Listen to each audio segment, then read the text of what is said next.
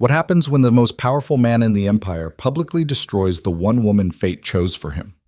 Tonight, you're about to witness the brutal truth about rejection, prophecy, and the cost of power. This isn't some fairy tale romance where everything works out clean. This is raw. This is blood.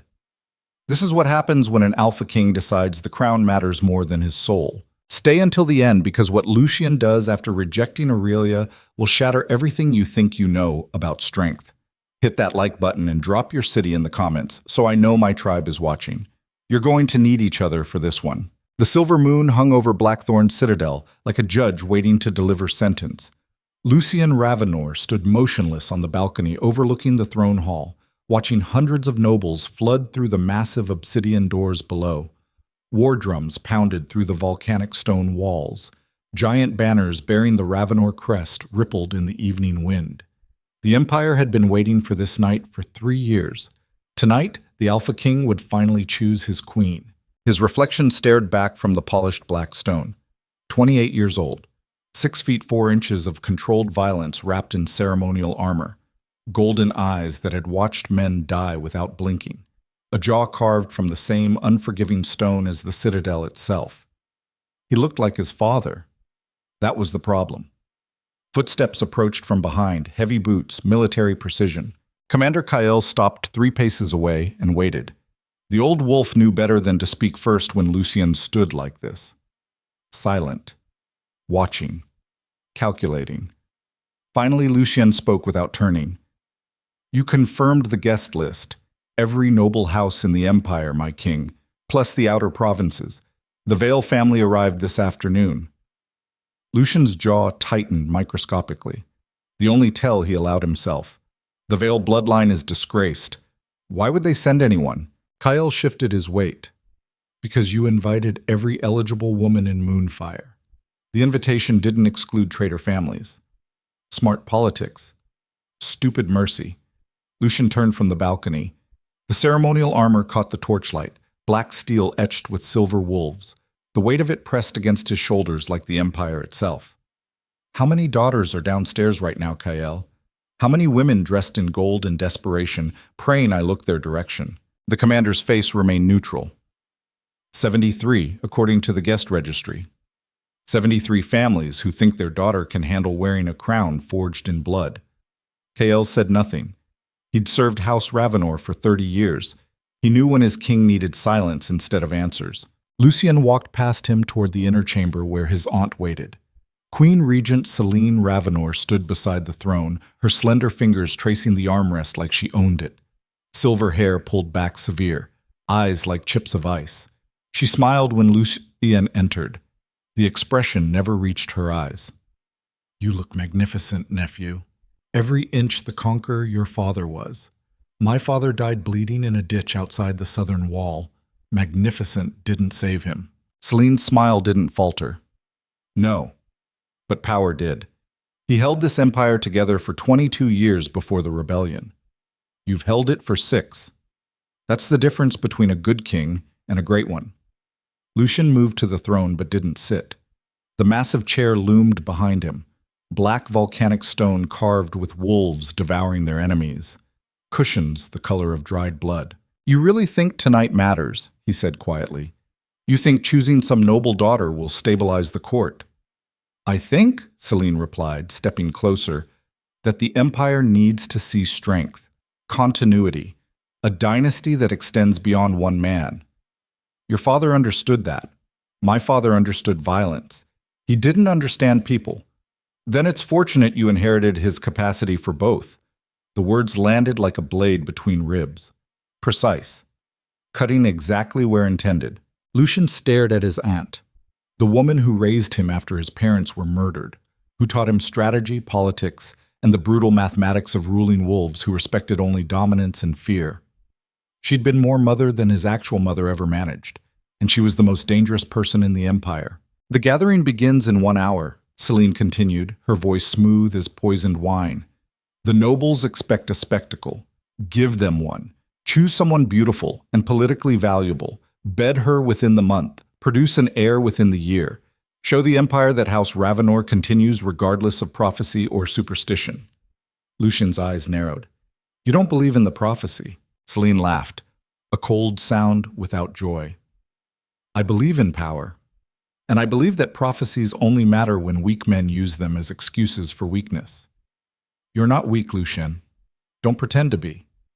She moved toward the door, then paused. Oh, one more thing. The Veil girl. What about her? Celine's smile returned, sharper this time. Don't humiliate her too obviously. The outer provinces are still bitter about what happened to her father. We need their loyalty more than we need their hatred. The door closed behind her with a sound like a tomb sealing shut. Lucien stood alone in the throne room, the silence pressed against him. Thick, suffocating. He walked to the window overlooking Moonfire City.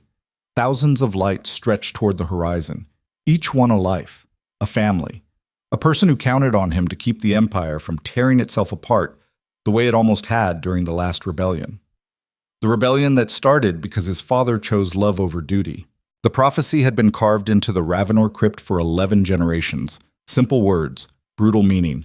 The king who chooses love over the crown will drown the empire in blood. His father had ignored it. Married for love instead of alliance.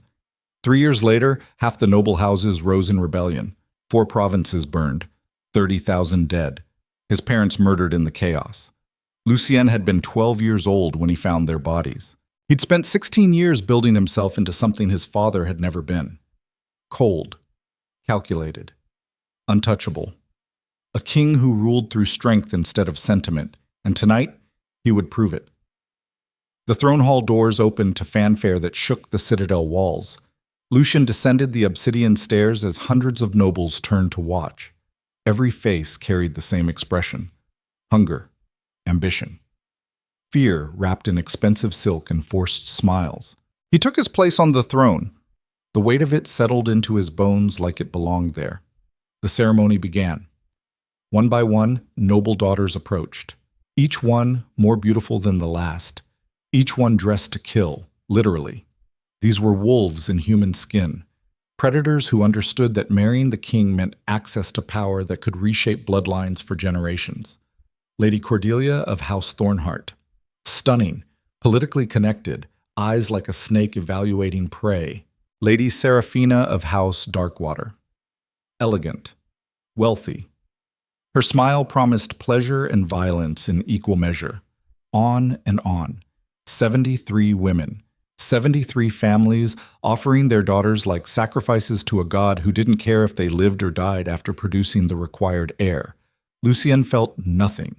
That was the point. Then the doors opened again. The herald's voice rang out. Lady Aurelia of House Vale. The hall went silent, not the respectful quiet that had accompanied the other entrances. This was different.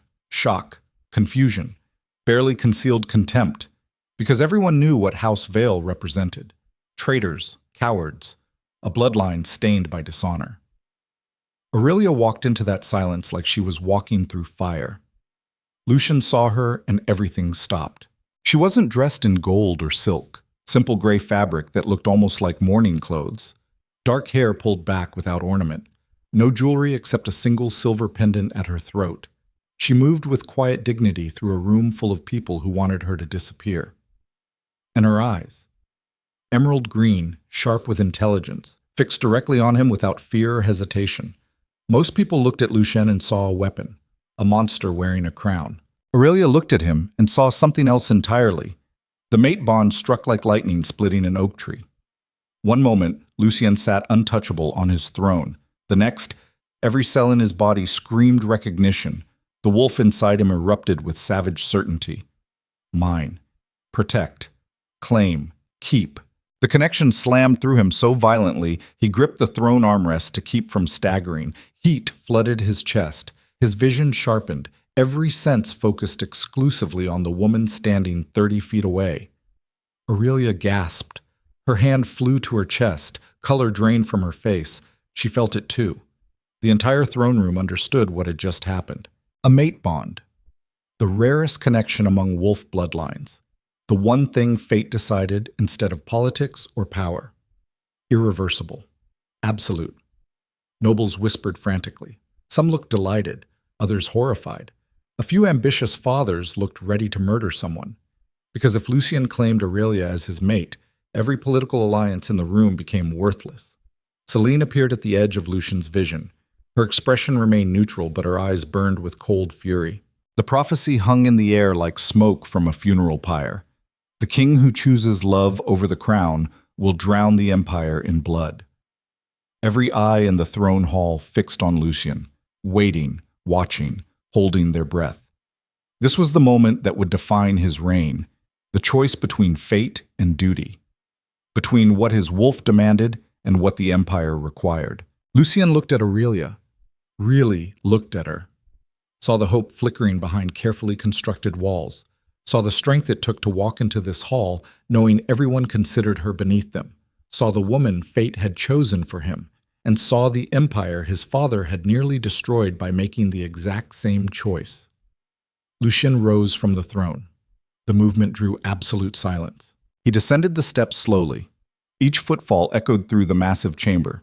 Nobles parted as he approached Aurelia. The mate bond pulled at him like chains wrapped around his ribs. Every instinct screamed to touch her, claim her, protect her from everything including himself.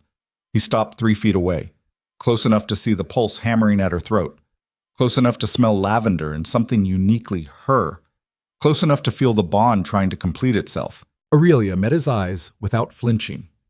Brave, foolish, both. The hall waited. Lucien spoke, his voice carried to every corner of the throne room. Clear, cold, final. I refuse this bond. The words detonated like explosives in enclosed space. Gasps erupted through the hall. Nobles clutched each other in shock. The herald dropped his ceremonial staff. It clattered against obsidian with a sound like bones breaking. Aurelia physically staggered backward, her hand pressed against her chest like she'd been stabbed. The mate bond recoiled violently. Pain flashed across her face before she could hide it. Rejecting a mate bond was almost unheard of among alpha bloodlines. The connection ran too deep, too primal. Severing it caused agony for both parties. Rejecting it publicly was cruelty elevated into spectacle. But Lucien had made his choice. The same choice he'd been making every day since he was 12 years old and found his parents dead because they chose love over empire. The crown survives only when the heart dies first. His aunt had taught him that. Drilled it into him through years of brutal lessons. Lucien turned away from Aurelia without another word, without explanation, without mercy. He walked back to the throne, sat down, resumed the ceremony as if nothing had happened. Behind him, Aurelia stood frozen. Tears streamed silently down her face. The entire empire had just watched their king reject his fated mate in the most humiliating way possible. Nobles began whispering immediately, vicious, gleeful, feeding on her shame like wolves on a fresh kill. After several long moments, Aurelia turned and fled the throne hall. Her footsteps echoed, running, breaking, destroyed. No one tried to stop her. Celine appeared beside the throne. She leaned close and whispered so only Lucien could hear. "Well done, nephew. You just proved you're stronger than your father ever was." Lucien sat motionless, staring straight ahead, his face a mask of absolute control. But inside his chest, something was screaming. The mate bond refused to die. Even rejected, even severed, it remained. A phantom limb, a wound that wouldn't stop bleeding. And for the first time in 16 years, Lucien felt something he'd forgotten how to feel. Regret. The ceremony continued. More daughters paraded forward. More families offered their bloodlines. Lucien chose no one. He sat on his throne and watched the empire celebrate while something inside him slowly tore apart. Hours later, after the nobles had finally dispersed drunk and disappointed, Lucien stood alone in his private chambers. The ceremonial armor lay discarded. Just a man now. Not a king, not a weapon, just someone who had just destroyed the one thing fate had chosen for him. He walked to the window. Moonlight spilled across Blackthorn Citadel. Beautiful, cold, indifferent to the suffering below. Somewhere in the citadel, Aurelia was alone, humiliated, broken, because he had chosen the prophecy over her, chosen fear over faith, chosen the crown over everything else. The wolf inside him howled, clawing against his ribs, demanding he find her, fix this, claim what belonged to him. Lucien closed his eyes and forced the instinct down. buried it, suffocated it. This was what it meant to be king. The door opened behind him. He didn't turn. "She's still in the citadel," Kale's voice said quietly. "The healers gave her a room in the east wing. She hasn't stopped crying." "Good," Lucien heard himself say. "Then she understands the rejection is real." Kale said nothing for a long moment. Then, "My king, what you did tonight, that was the hardest thing I've ever watched. It was necessary." "Was it?" Lucien turned. His commander stood in the doorway, old, scarred, one of the few people alive who'd known Lucien's father. "You think I made a mistake?" Lucien said. "It wasn't a question." Kale met his eyes.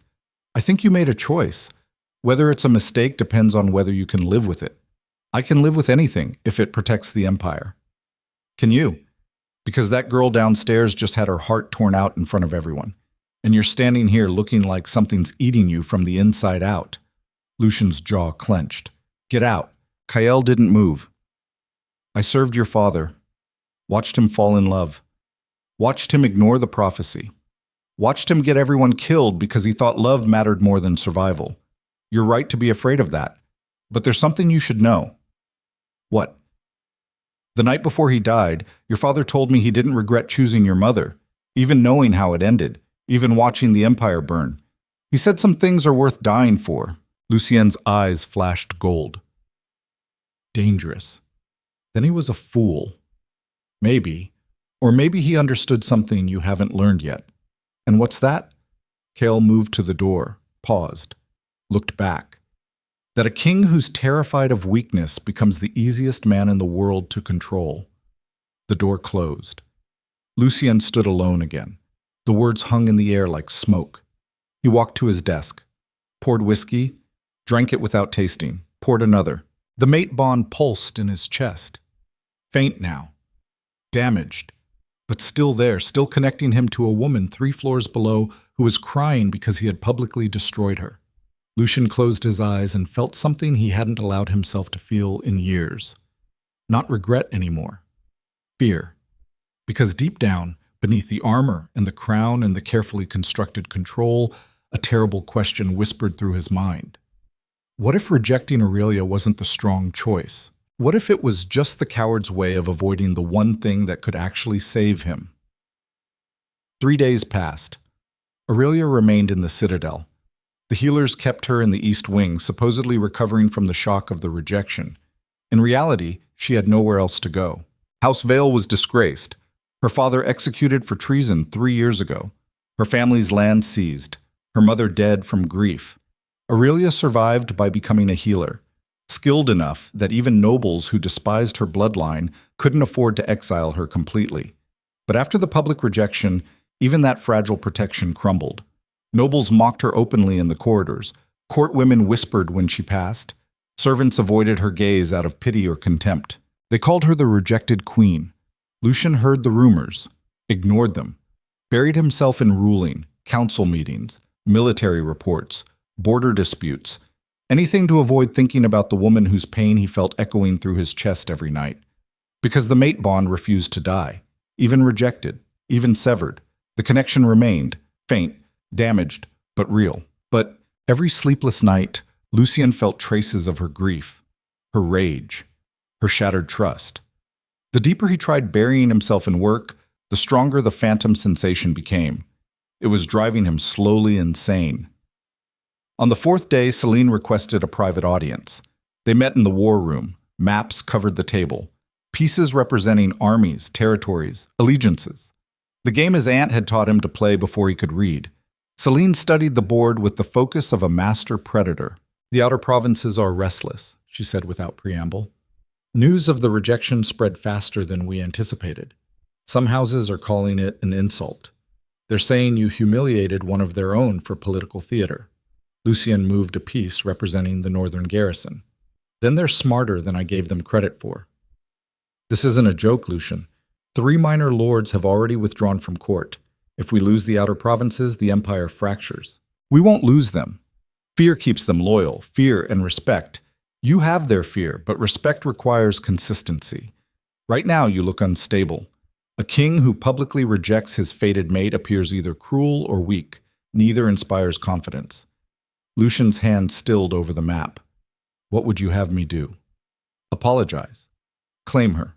Prove the prophecy right. Celine's eyes gleamed. I would have you exile her, publicly.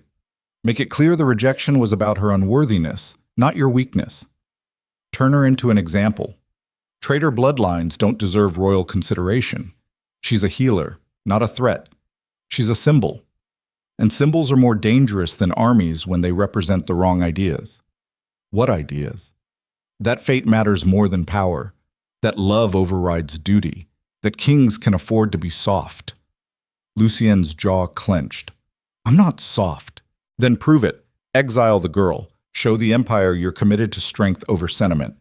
The words hung between them, cold, logical, exactly what a ruthless king would do. Exactly what Lucien had spent 6 years training himself to become. He looked at his aunt, the woman who raised him, taught him, shaped him into the weapon the Empire needed. And for the first time, he wondered if she'd been shaping him into something else entirely, something she could control. I'll consider it, he said finally. Don't consider too long. Weakness that hesitates becomes vulnerability that bleeds. Celine left him alone with the maps and the weight of choices that felt less like strategy and more like surrender. That night, Lucien made a mistake. He went looking for Aurelia. Not consciously, not deliberately, but his feet carried him through the Citadel corridors toward the East Wing like his wolf had finally overridden his control. He found her in the healer's garden. 3 in the morning, moonlight turning everything silver. She sat on a stone bench surrounded by medicinal herbs. Her hands moved through the plants with practiced precision, harvesting, sorting, working. Lucien watched from the shadows. He should leave, should turn around, should maintain the distance that kept the Empire safe. Instead, he stepped into the garden. Aurelia's hands stilled. She didn't turn around. Your Majesty, she said quietly. Did you come to reject me again? Once wasn't humiliating enough. Her voice carried no tears, no begging, just exhausted resignation. Lucien moved closer. The mate bond pulled at him with every step. Stronger here, more insistent. I came to make sure you're being treated well. Aurelia laughed. The sound was broken glass wrapped in silk. Oh yes, very well. The servants whisper about me. The nobles mock me. Your aunt wants me exiled. But the bed is comfortable, so I suppose I should be grateful. I didn't want to hurt you. She turned finally. Emerald eyes met his. No tears now, just cold fury barely contained. You didn't want to hurt me, she repeated. You rejected our mate bond in front of the entire Empire. You destroyed me publicly, turned me into a joke, a warning, a lesson about what happens when fate chooses wrong. But you didn't want to hurt me. Lucien said nothing. What could he say? She was right. Do you know what the worst part is? Aurelia continued. Her voice stayed level, controlled, more devastating than screaming. I actually believed you felt something when you looked at me, that moment before you rejected me. I saw recognition in your eyes, connection, and I was stupid enough to think that mattered. It did matter. Then why? Because, Lucien said quietly, my father chose his mate over the Empire, and 30,000 people died screaming because he thought love was worth that price. Aurelia stared at him. So you believe the prophecy? I believe in what I watched happen. I believe in bodies stacked in the streets. I believe in an empire that nearly tore itself apart because one man couldn't put duty above desire. And you think I'm that dangerous? One healer from a disgraced bloodline. You think I'm worth 30,000 deaths? I think fate doesn't care about body counts. I think the mate bond is designed to make kings vulnerable, and vulnerable kings get their people killed. Aurelia stood, walked toward him. Close enough that he could smell lavender again, close enough that the bond screamed between them. You want to know what I think, Your Majesty? Tell me. I think you're the most terrified man I've ever met. You wear that crown like armor, build walls so high you've forgotten what it feels like to be human, and you tell yourself it's strength. But it's not. It's just cowardice dressed in royal silk. The words hit him like physical blows. Careful, Lucien said softly. Dangerous. That's treason. Is it? Aurelia's eyes didn't waver. Then execute me. Add me to the pile of people you sacrifice for your precious empire. At least that would be honest. They stood inches apart. The mate bond pulled so hard Lucien's hands trembled with the effort of not touching her. You should leave the citadel, he said finally. Tonight. Before my aunt makes exile official. I'll give you gold. Safe passage to whatever territory you choose. Just go. Run away. Make it easier for you. Make it safer for you. Aurelia's expression shifted. Something like pity crossed her face. It cut deeper than her anger had. You really believe that, don't you? That pushing me away protects me? That rejecting the bond keeps everyone safe? It does. No, Your Majesty. It just means when you finally break, you'll do it alone. She turned and walked away, disappeared into the citadel shadows. Lucien stood in the garden breathing hard. His wolf clawed against his ribs, screaming, demanding he go after her. He forced himself to remain still. This was necessary. This was right. This was slowly killing him. But at least the Empire would survive. The next morning, everything changed. Lucien was in his study reviewing border reports when Kael burst through the door.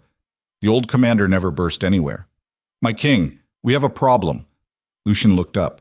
Kael's face was ashen. What happened? It's the girl. Aurelia. Someone tried to kill her. The words punched through Lucien's control like a blade through silk. He was on his feet before conscious thought kicked in. Is she alive? Yes. Barely. She was in the archives. 3 men cornered her. She fought back. Killed one with a surgical knife. The other 2 fled when guards arrived. Lucien was already moving. Kael followed. Who sent them? We don't know yet. Professional. No house marks. But someone paid well.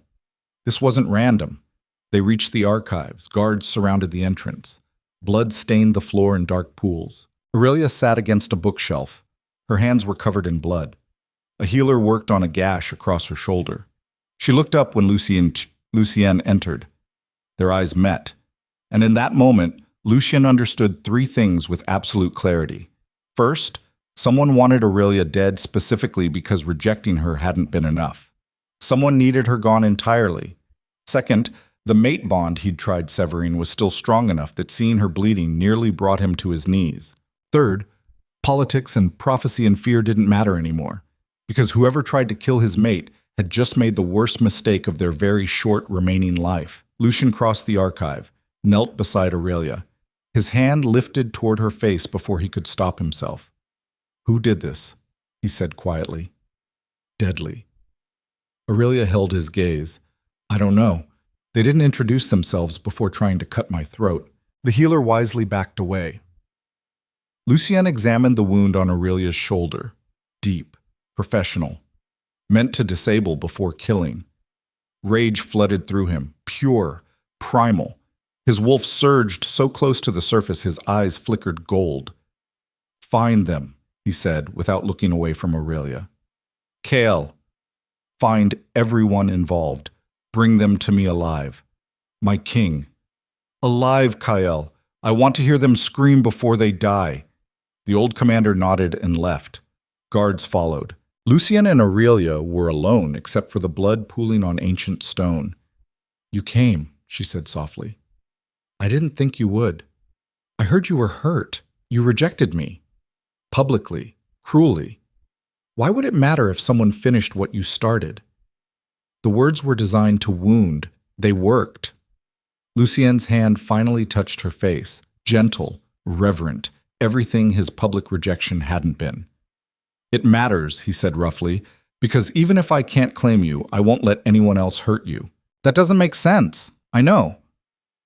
Aurelia searched his eyes, looking for something, truth, regret. The man buried beneath the crown. What are you so afraid of? She whispered. Lucien's thumb traced her cheekbone. The mate bond sang between them, stronger now, demanding completion. I'm afraid, he said quietly, that my aunt was right. That love makes kings weak. That caring about you will get people killed. And I'm afraid, Aurelia said back, that you're so terrified of becoming your father that you've turned yourself into something worse. A king without a heart. A man without hope. a weapon that destroys everything, including itself. They stared at each other, two people connected by fate, separated by fear. Then Aurelia's expression changed. Her eyes widened. Oh gods, what? The archives. I came here researching the prophecy. I found something. Before they attacked. She tried to stand. Lucien caught her, supported her weight. Aurelia moved to a table covered in ancient texts. Blood smeared across parchment as she flipped through pages with trembling hands. Here, she said. Look. Lucien read the faded text. Old language, nearly illegible, but clear enough. A prophecy. The original version carved into the Ravenor crypt 11 generations ago. But the words were different. Not the king who chooses love over the crown will drown the empire in blood. The original read, the king incapable of love will become the ruin of his kingdom. Lucien's blood turned to ice. Someone had changed it, twisted the meaning, turned a warning about emotional isolation into a warning about emotional connection. When, he breathed, when was this altered?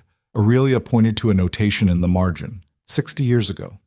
Right after your grandfather died. Right before Celine became Queen Regent. Silence crashed through the archive like a physical force.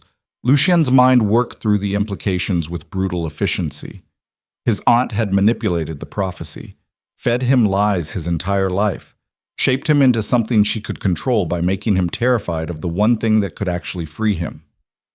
Love. Why? Aurelia whispered. Why would she do that? Lucien's expression went cold. Deadly. Because a king who loves something becomes hard to manipulate. But a king who fears connection, who isolates himself, who trusts no one, the king needs advisors, handlers, people to fill the emptiness. Aurelia's eyes widened with understanding. She's been controlling you for 16 years. The archive doors burst open. Kael appeared, his face grim. My king, we found one of the assassins. He talked before dying. Who sent them? Kael's jaw clenched. Queen Regent Celine. And there it was. The truth that would fracture everything. Lucien's aunt hadn't just manipulated the prophecy. She'd actively tried to murder the one woman who could expose her deception, the one woman whose existence threatened her complete control over the Alpha King. Aurelia touched Lucien's arm, her hand still bloody. What are you going to do? Lucien looked at her, really looked at her. The woman fate chose for him. The woman he'd rejected to protect an empire that had been corrupted from within. The woman who'd just shown him that everything he believed about strength and survival had been weaponized to keep him weak. His wolf finally stopped screaming, because the choice had just become clear. I'm going to do, Lucien said quietly, what I should have done 3 days ago. He pulled Aurelia against him, claimed her mouth in a kiss that tasted like blood and fury and absolutely certainty. The mate bond exploded between them. Complete. Undeniable. Exactly what fate intended. When he pulled back, his eyes burned gold. And then I'm going to burn down everyone who tried to take you from me. But before he could move, the Citadel bells began ringing. Emergency. Urgent. Kael's expression went white. My king, it's the Crimson Council. They've convened an emergency session. They're demanding your presence immediately. For what?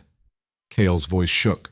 They're calling for Aurelia's execution, for witchcraft, treason, seducing the king through dark magic. Lucien's grip on Aurelia tightened. And Celine, Kael added grimly, is leading the charge. The Crimson Council chamber sat at the heart of Blackthorn Citadel like a tumor wrapped in marble and gold. Lucien had attended hundreds of council sessions in this room, watched lords tear each other apart over trade routes and territory, seen alliances forged and broken before the wine finished pouring. Politics was theater, violence dressed in parliamentary procedure. But he'd never walked into this chamber knowing his aunt wanted him to choose between the empire and the woman whose blood still stained his hands. The massive doors swung open. Every head turned. 73 council members sat in tiered rows ascending toward a domed ceiling painted with scenes of past Ravenor victories, conquered territories, executed traitors. A reminder that House Ravenor ruled through strength, not mercy. Celine stood at the central podium, silver hair immaculate, expression calm as winter ice. She looked like justice personified, She looked like a woman who'd just ordered an assassination and was preparing to finish the job legally. The chamber fell silent as Lucien entered alone. He'd left Aurelia in the archives under Kael's protection. Bringing her here would have been suicide. The council smelled blood. Wolves didn't show mercy to wounded prey. Your Majesty, Celine's voice carried perfect deference wrapped around steel. Thank you for joining us. We apologize for the urgent summons, but circumstances require immediate attention. Lucien moved to the king's seat, an obsidian throne smaller than the one in the main hall, but positioned higher. Psychological dominance built into architecture. He sat, stared down at 73 faces trying to read his expression. What circumstances? He said flatly. Celine gestured to a lord in the front row. Lord Castellan, if you would present the evidence. An older man stood. Expensive robes, calculating eyes. One of Celine's oldest allies. He carried a leather folder like a weapon.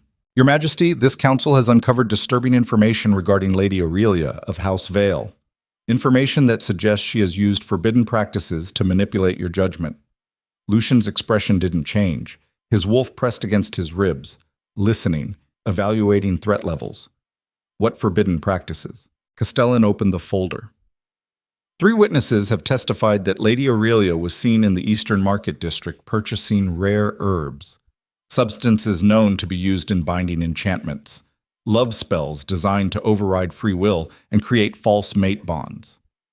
The chamber erupted in whispers, carefully orchestrated shock.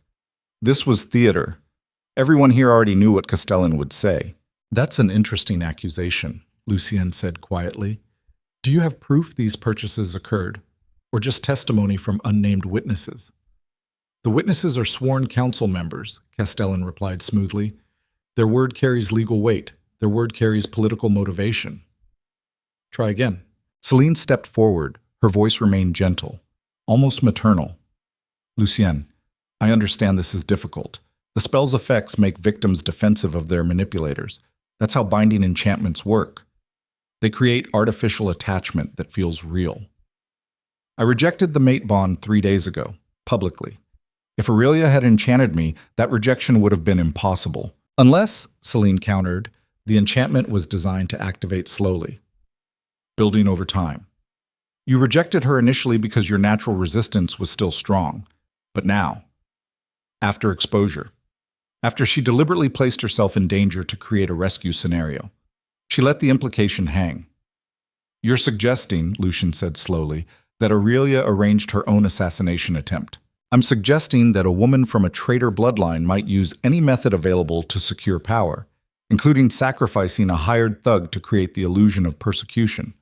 The logic was poison, carefully crafted, presented with enough false reasonableness that weaker minds would accept it as fact. Lucien looked at his aunt. Really looked at her. Saw the master manipulator who'd spent 16 years shaping him into a weapon, who'd twisted prophecies and murdered anyone who threatened her control, who was now trying to execute the one person who'd shown him the truth. And in that moment, Lucien understood something fundamental about power. Authority meant nothing without the willingness to use it against those who thought they owned you. He stood. The movement silenced the chamber instantly. This council, Lucien said, his voice carrying absolute command, is accusing my mate of witchcraft based on testimony from unnamed sources and herb purchases that half the healers in this city make weekly. Your Majesty, Castellan protested, the evidence was manufactured. Lucien cut him off. The same way the prophecy was altered 60 years ago. The same way my entire reign has been manipulated by people who benefit from keeping me isolated and afraid. Celine's expression didn't change, but her eyes went flat.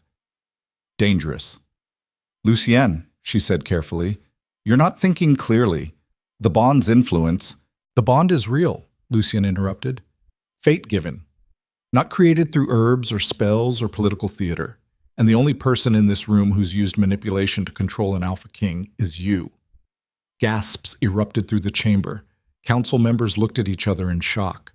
Celine stood perfectly still. When she spoke, her voice carried no emotion at all. That's a serious accusation, nephew. I have proof. Original prophecy texts showing the alteration. Testimony from the assassin you sent. And 16 years of watching you position yourself as the power behind a throne you were never meant to sit near. The chamber exploded. Lords shouted, some demanding evidence, others calling for order. The carefully constructed political theater was collapsing into genuine chaos. Celine raised one hand. Silence fell instantly. That control told Lucien everything he needed to know about who really ruled this council.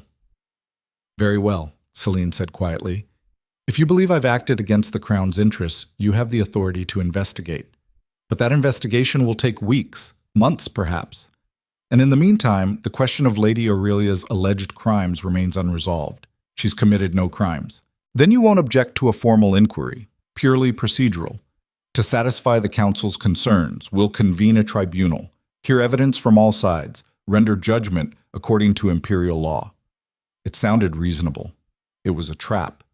Because tribunals took time, and time gave Celine opportunities to arrange accidents, to manufacture more evidence, to turn the council completely against someone already hated by most noble houses. Lucien stared at his aunt, saw the cold calculation behind her gentle expression. You want me to hand Aurelia over for trial, he said, to a council you control, where she'll be convicted regardless of evidence and executed to prove I'm still capable of putting empire above personal attachment. Celine's slight smile confirmed everything. I want, she replied, the empire to see that even alpha kings answer to law, that no one, not even your fated mate, stands above imperial justice. Surely you agree with that principle? The chamber waited, watching, every eye fixed on their king. This was the moment Celine had engineered, the perfect political trap. Lucien could either submit Aurelia to a rigged tribunal and prove he was still controllable, or he could refuse and confirm that he'd been compromised by exactly the kind of weakness the prophecy warned against. Either choice destroyed him. Celine thought she'd won. She'd forgotten that wolves were most dangerous when cornered. No, Lucien said simply. The word dropped like a stone into still water. Celine's expression flickered. Confusion, anger, quickly masked. I'm sorry. No. No tribunal. No investigation. No handing my mate over to a council that's already decided she's guilty. You want to know why? Enlighten us, Celine said, ice beneath silk. Because I'm done playing this game, done pretending politics matters more than truth, done letting you use fear and prophecy and manufactured threats to keep me obedient. Your Majesty, Castellan stood again, this is highly irregular. Sit down! Lucien's voice cracked like a whip. The Lord dropped back into his seat involuntarily. Lucien descended from the throne, walked to the central floor, stood level with the council members instead of above them. What this comes down to, he said, his voice carrying to every corner of the chamber, is simple. You think I'm weak because I refuse to kill an innocent woman to prove my strength. You think the mate bond makes me vulnerable, compromised, less capable of ruling. He turned slowly, met eyes around the chamber, some hostile, some afraid, most just confused. But here's what you don't understand about alpha wolves, about what it actually means to be king. The room waited. Strength isn't destroying everything you care about to prove nothing can hurt you. That's not power. That's just fear dressed in authority. Real strength is being capable of terrible violence, but choosing restraint anyway. It's knowing exactly how dangerous you can become and having something worth staying human for. His eyes found Celine. My aunt taught me that emotion makes kings weak, that attachment creates vulnerability, that the crown survives only when the heart dies first. And for 16 years, I believed her. I turned myself into something cold, untouchable. Exactly the kind of ruler who could make brutal decisions without hesitation. He paused. Let the words land. But you know what that actually created. A king so terrified of being manipulated that he became the easiest person in the empire to control, because a man with nothing to lose will do anything to avoid appearing weak, including surrendering his own judgment to people who claim they're protecting him. Celine's face remained neutral, but her hands clenched. So here's my decision, Lucien continued. There will be no tribunal for Aurelia, no investigation into manufactured crimes, no more political games designed to prove I'm still capable of choosing empire over conscience. Instead, I'm going to do what I should have done 3 days ago. What's that? Celine asked, her voice deadly quiet. Lucien's eyes flashed gold. Choose both. The chamber erupted. Lords shouted, some demanding he reconsider, others calling it madness. A few actually stood and started moving toward exits. Celine's mask finally cracked. You can't choose both, she hissed. The prophecy was altered by you, Lucien cut her off, to make me believe love and duty were incompatible. But the original warning was about kings incapable of love. Kings exactly like the one you tried to create. That's a lie. Then let's examine the original texts together. Right now, in front of the council.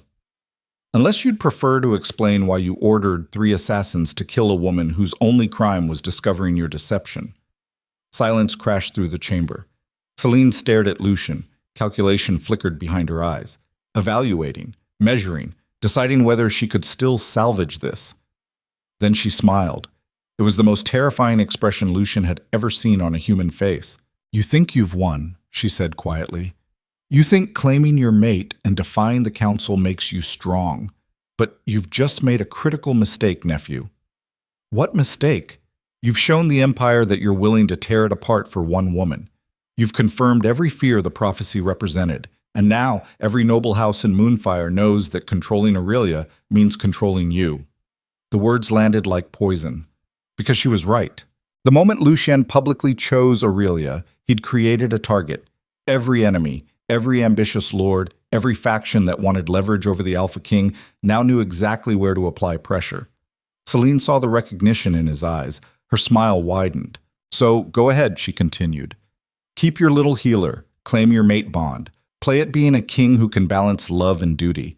And when the Empire fractures, when civil war erupts because you've proven yourself compromised, when thousands die because enemies use her against you.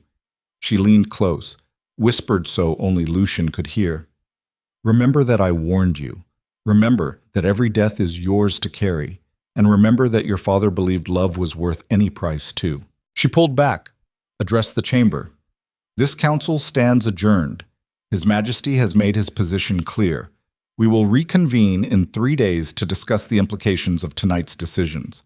Celine walked out, calm, controlled, leaving chaos behind her. Lords scattered, some following Celine, others clustering in corners, whispering, planning, the Empire fracturing in real time. Lucien stood alone on the chamber floor and felt the weight of what he'd just done.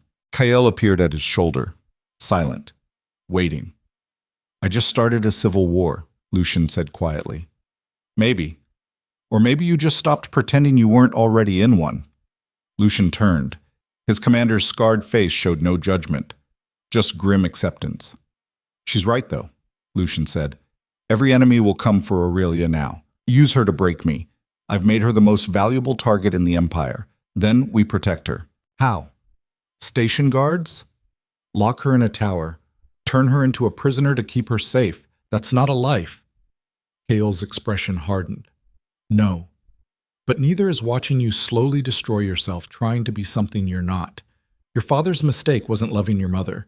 It was being unprepared for what that love would cost. Learn from that. How? Kael's hand gripped Lucien's shoulder.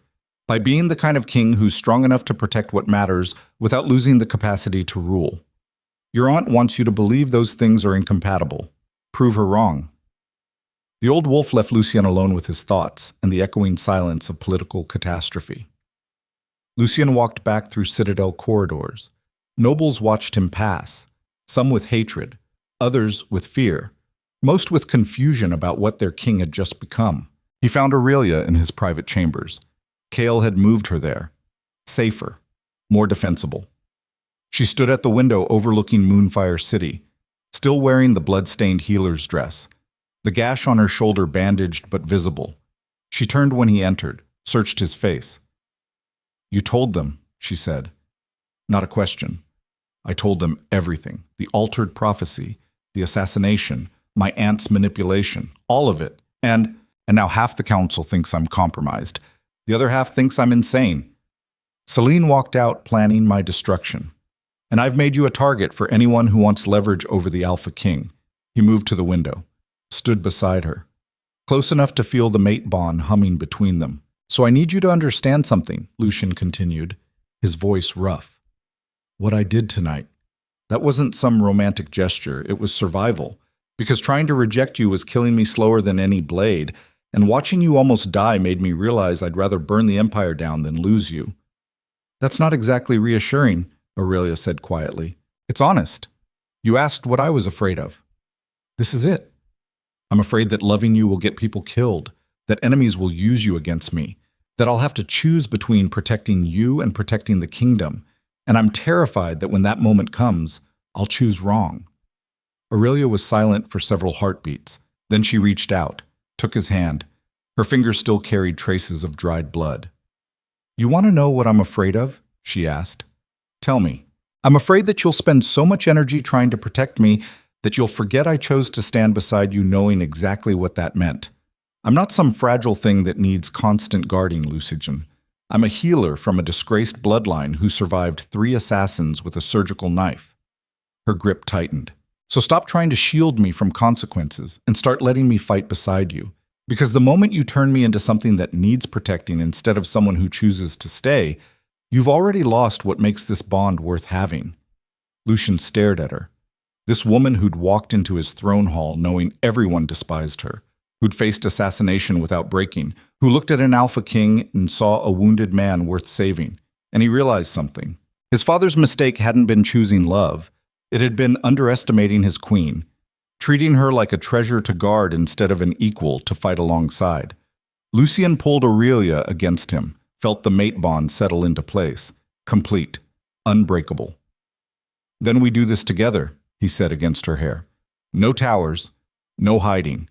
We face whatever comes as equals, even if it destroys the empire. Especially then, because an empire built on fear and isolation isn't worth preserving. Aurelia pulled back enough to meet his eyes. Her expression shifted, harder, determined. Then we need to move fast. Your aunt won't wait 3 days to reconvene the council. She'll strike while you're vulnerable. I know. Do you? Because I've been thinking about something. Why did she alter the prophecy 60 years ago? What changed? Lucien's mind worked through the timeline. My grandfather died. Celine became regent. She raised my father after his mother died in childbirth, shaped him the same way she tried shaping me. But your father rejected her control, married for love, started the rebellion, which proved the prophecy right, from her perspective. No, Aurelia said sharply. It proves she could create self-fulfilling prophecies. She teaches kings that love makes them weak. Then when they try to love anyway, she ensures they fail, uses that failure as proof the prophecy was correct, strengthens her control over the next generation. Lucien felt ice spread through his chest. You're saying the rebellion wasn't about my father's marriage. It was orchestrated. I'm saying your aunt has spent 60 years making sure House Ravenor remains powerful but emotionally crippled. Kings who need handlers, who trust no one, who can be controlled through fear and isolation. Why? What does she gain? Power without responsibility. She's ruled this empire for 3 generations through puppet kings. Your grandfather. Your father before the rebellion. You for the last 6 years. She doesn't want the throne. She wants absolute control without the visibility. It made horrible sense. Lucien moved to his desk, pulled out maps, territory charts, noble house allegiances. If you're right, he said, then the rebellion that killed my parents wasn't random. Someone funded it, coordinated it, used my father's marriage as the excuse, but had deeper motives. Aurelia joined him. Her finger traced lines across the map. Which houses led the rebellion? House Thornheart, Darkwater, Castellan. All houses now completely loyal to Celine, because she rewarded them afterward, gave them the territories they wanted, elevated their status, created a council that owes everything to her instead of the crown. Lucien's wolf surged, rage and something worse, grief, for parents he'd barely known, for a childhood spent believing their death was caused by weakness instead of calculated murder. We need proof, he said quietly. Testimony isn't enough. I need documents, financial records, something that traces the rebellion funding back to her. Where would she keep something like that? Not in the Citadel, too obvious. Somewhere she controls completely, somewhere no one would think to look. They stared at each other as the same realization struck. "The Ravenor crypt," Aurelia whispered, "where the prophecy is carved, where no one goes except during royal funerals, where she'd have complete privacy to hide anything." "It's sacred ground," Lucien said. "Searching it is treason. Good thing you're the king." They moved fast. Midnight found them descending stairs carved into bedrock beneath the citadel. Kael and 4 trusted guards provided escort. Everyone else was kept deliberately ignorant. The crypt spread beneath Blackthorn like a city of the dead. 11 generations of Ravenors entombed in stone. Kings and queens, heirs and warriors, all feeding the foundation of an empire built on violence. Lucien led them to his grandfather's tomb. Massive stone sarcophagus carved with wolves tearing apart prey. The prophecy was inscribed on the wall behind it. Aurelia examined the text. Even in torchlight, the alteration was visible once you knew to look. Different chisel marks, slightly weathered stone. Someone had recarved the wall 60 years ago. But that wasn't what they needed. Lucien moved along the tomb's base, searching for hidden compartments, secret spaces where documents could be stored. Nothing. He stood, frustration building. Maybe we're wrong. Maybe she's smarter than... His boot caught on an uneven stone. The floor tile shifted. Lucien knelt, examined the stone more carefully. It looked identical to surrounding tiles, but moved slightly under pressure. He pried it up. Underneath, a small cavity had been carved into bedrock. Inside, a leather-bound journal and several sealed documents. Lucien lifted them carefully. His hands trembled slightly. The journal fell open. His aunt's handwriting, precise, clinical. He read the first page and felt his world fracture. It was a record, detailed, methodical, dating back 60 years. Plans to manipulate his grandfather into isolation. Methods used to ensure his father would reject proper political alliances. Names of lords who'd been paid to start the rebellion. Amounts, dates, everything. And at the center of it all, one driving philosophy repeated like a prayer. Kings who love become vulnerable. Vulnerable kings can be controlled. Controlled kings ensure House Ravenor remains powerful without the burden of direct rule. Lucien read page after page, each one detailing decades of manipulation. His grandfather's death hadn't been natural. His father's rebellion had been orchestrated from within. Even Lucien's own reign had been carefully managed. Every advisor his aunt recommended, every decision she influenced, every moment of isolation she engineered, all designed to create the perfect puppet king. Aurelia read over his shoulder, her breath caught. "Lucien," she whispered, "look at the last entry." He turned to the final page. Written 3 weeks ago. The entry detailed plans for Aurelia's assassination, multiple contingencies, including a backup plan if the mate bond proved too strong to reject. Tribunal, public execution. Prove to Lucien that emotional attachment leads to death. Reinforce control through trauma. His aunt had planned everything, even anticipated that he might eventually try to claim Aurelia, and prepared to turn that choice into the final lesson that would break him completely. Kael appeared at Lucien's shoulder. "Read enough to understand." His expression went stone cold. "My king, this is treason. Multiple counts. Conspiracy to commit murder. Orchestrating rebellion. Manipulating the royal bloodline. Any one of these charges carries a death sentence." Lucien closed the journal, his hands steady now, purpose replacing rage. "Gather the council," he said quietly. "All of them. Tonight. Tell them the Alpha King demands their presence immediately. Anyone who refuses gets arrested for obstruction." Kael nodded, disappeared up the stairs with the guards. Aurelia touched Lucien's arm. "What are you going to do? What I should have done years ago. Stop being afraid of looking weak and start being strong enough to face the truth, even if that truth destroys your family." Lucien looked at the journal. Decades of betrayal. Generations of manipulation. The woman who raised him had been slowly poisoning everything he believed about strength, duty, and survival. "She stopped being family," he said, "the moment she murdered my parents." The Crimson Council reconvened at 2 a.m. Lords arrived furious, confused, demanding explanations. Celine entered last, calm, collected. already calculating how to turn this emergency session to her advantage. Then she saw what Lucien held, her journal. For the first time in 16 years, Lucien watched his aunt's mask crack. Just for a second. Shock, fear, rage, all flickering across her face before the control slammed back. But that second was enough. The council fell silent as Lucien placed the journal on the central podium. Beside it, the sealed documents, financial records, payment receipts, everything. This, Lucien said, his voice carrying absolute authority, is a record of treason spanning 6 decades. Conspiracy, murder, manipulation of the royal bloodline, orchestrated rebellion, an attempted assassination of my mate to maintain control over the throne. He opened the journal, read entries aloud. Names, dates, amounts. Every detail meticulously recorded by someone who never imagined her own documentation would be used against her. The chamber erupted. Lords shouted, some in disbelief, others in fury. Castellan went white as his own name appeared in payment records. Several council members stood and started backing toward exits before guards blocked the doors. Celine stood perfectly still, watching her empire crumble. When the noise finally died, she spoke. Her voice carried no fear, no shame, just cold calculation. Everything in that journal, she said calmly, was done to protect House Ravenor, to ensure the empire remained stable, to prevent weak kings from destroying everything our bloodline built. You murdered my parents. I removed obstacles to imperial stability. Your father was driving the empire toward civil war.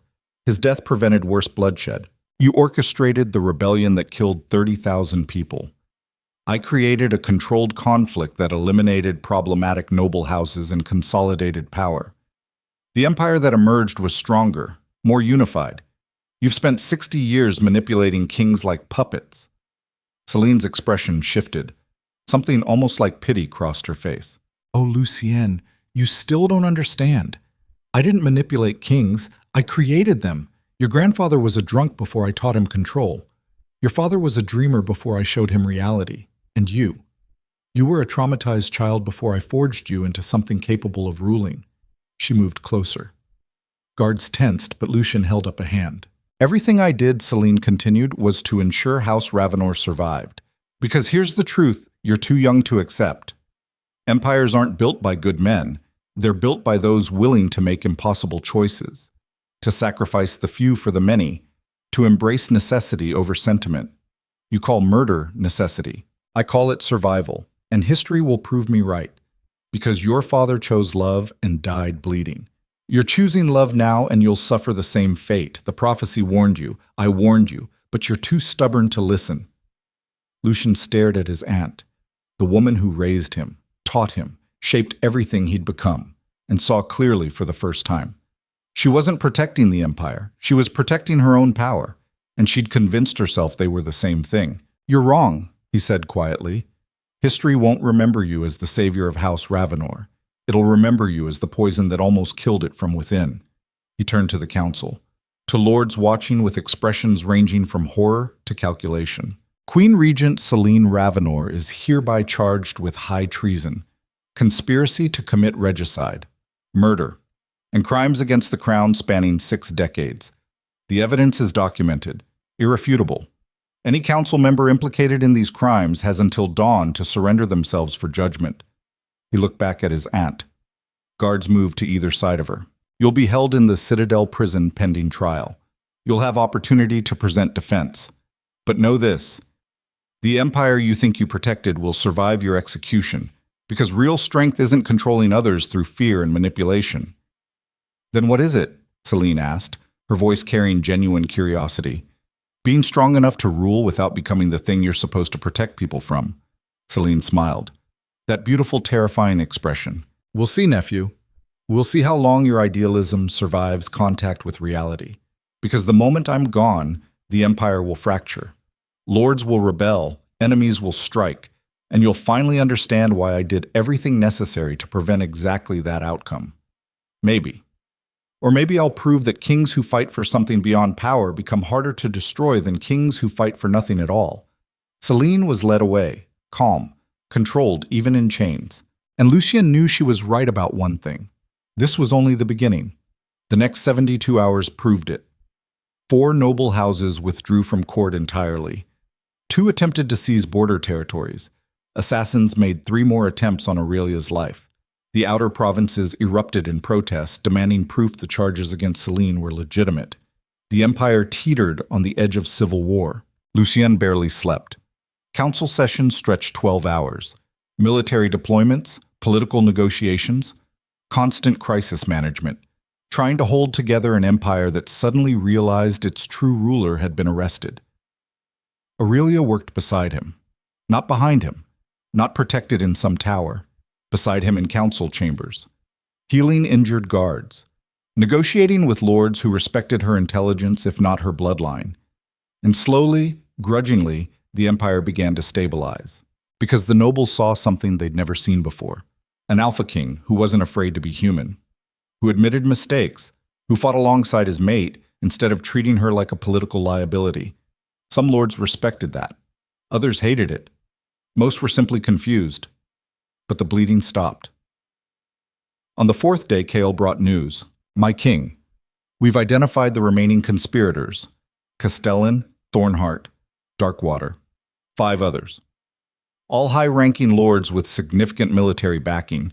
Lucien looked up from maps covered in deployment markers. His eyes were bloodshot, hands stained with ink. How many troops do they control combined? 15,000. Maybe more if they pull garrison support. And we have 22,000 loyal, plus another 8,000 uncertain. Could swing either way depending on how the trial proceeds. So we're potentially facing civil war based on whether a tribunal convicts my aunt of crimes everyone knows she committed, but half the empire still supports because she represents stability. That's the situation, yes. Lucien laughed. The sound carried no humor, just exhausted recognition of absurdity. Aurelia entered carrying food neither of them would eat. She set it down, studied the maps. You're planning for war, she said quietly. I'm planning for reality. Celine was right about one thing. The moment she's executed, her supporters will claim I'm consolidating power through false charges. They'll use it as an excuse to rebel. Then don't execute her. Lucien turned, stared.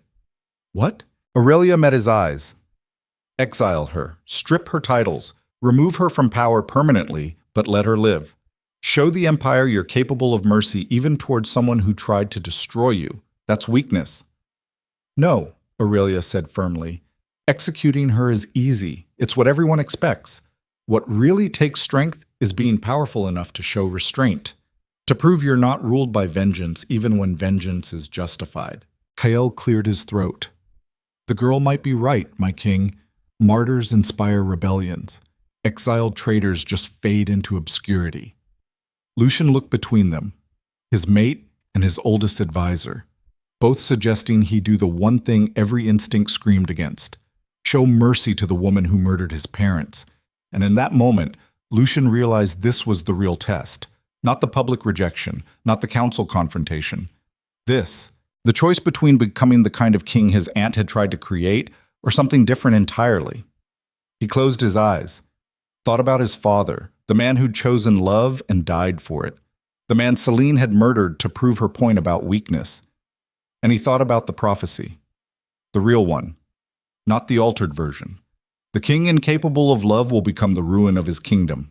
He opened his eyes. Prepare the documents, he said to Kael. Exile. Permanent. She gets escorted to the border and forbidden from ever returning. All titles stripped. All property seized. She lives but dies politically. Kael nodded. Left to make arrangements. Lucien turned to Aurelia. You realize this makes me look weak. To who? People who think strength means killing everyone who opposes you. Let them think what they want. You and I know the truth. What truth? That mercy from a position of absolute power is the most dangerous thing in the world, because it proves you're strong enough not to need vengeance. She was right, again. Lucien pulled her close, rested his forehead against hers. I don't know if this will work, he admitted. I don't know if the Empire will accept it, or if we're about to watch everything collapse anyway. Aurelia's hands cupped his face. Then we face it together. Whatever comes. Even civil war. Even that. They stood in the war room surrounded by maps and deployment orders and the weight of impossible choices. And for the first time since his parents died, Lucien felt something besides cold calculation. Hope. 2 days later, Celine stood before the full council for final judgment. Lucien read the charges, presented evidence, gave her opportunity to defend herself. She declined, simply stood there with that same small smile, watching, waiting. The verdict was unanimous, guilty on all counts. The sentence shocked everyone. Exile, Lucien announced. Permanent removal from imperial territory, all titles and properties forfeit. You have 48 hours to leave Moonfire. If you ever return, the death sentence becomes active immediately. The chamber erupted in chaos. Lords shouted, some demanding blood, others calling it too lenient. The council fractured along expected lines. But Lucien's word was final. Celine was escorted from the throne hall. Just before the doors closed, she looked back, met Lucien's eyes, and mouthed 2 words. You'll fail. The doors slammed shut. Kale appeared at Lucien's shoulder. Half the council just walked out. Castellan, Thornheart, Darkwater, all of Celine's primary supporters. I know, they're going to their estates, mobilizing troops. My king! The exile just triggered exactly what she predicted. Lucien watched the remaining lords filter out, some loyal, most just waiting to see which side would win before committing. Then we prepare for war, he said quietly, because choosing mercy doesn't mean being unprepared for those who see it as weakness. How long do we have? Days. Maybe less. Lucien turned to Aurelia. She stood beside the throne, calm, ready, exactly where she belonged. Still think mercy was the right choice, he asked. She smiled, fierce, defiant. I think you're about to prove that kings worth following are the ones willing to fight for what they believe even when it costs everything. And if I'm wrong, if this destroys the empire, then we rebuild it into something better. Somewhere in the citadel, bells started ringing. Emergency, urgent. Kale's expression went grim. It's Castellan, he's declared rebellion. Thornheart and Darkwater joined him. They're calling you a tyrant who executed the only person keeping the empire stable. Executed. But I exiled her. They're claiming she died resisting arrest, turned mercy into murder. They've already raised their banners. How many troops? 18,000 confirmed. More gathering. Lucien looked at Aurelia, the woman whose existence had fractured everything, who he'd chosen over prophecy, politics, and peace, the woman he'd burned the empire down to protect. So it begins, he said quietly. No, Aurelia replied. Her hand found his. This is where we prove them all wrong. The citadel bells rang louder, and Lucien Ravenor, Alpha King of Moonfire, prepared to fight a civil war not for power or territory or dynasty, but for the radical idea that strength and love weren't incompatible, that kings could be human and still worthy of the crown, that sometimes the hardest battles were worth fighting even when the outcome remained uncertain. Outside, storm clouds gathered over Blackthorn Citadel. Inside, an Alpha King stood beside his rejected mate turned queen, and chose war over surrender. War arrived at dawn. Lucien stood on the obsidian battlements of Blackthorn Citadel, watching 18,000 enemy troops mass across the valley. Rebel banners snapped in frozen wind.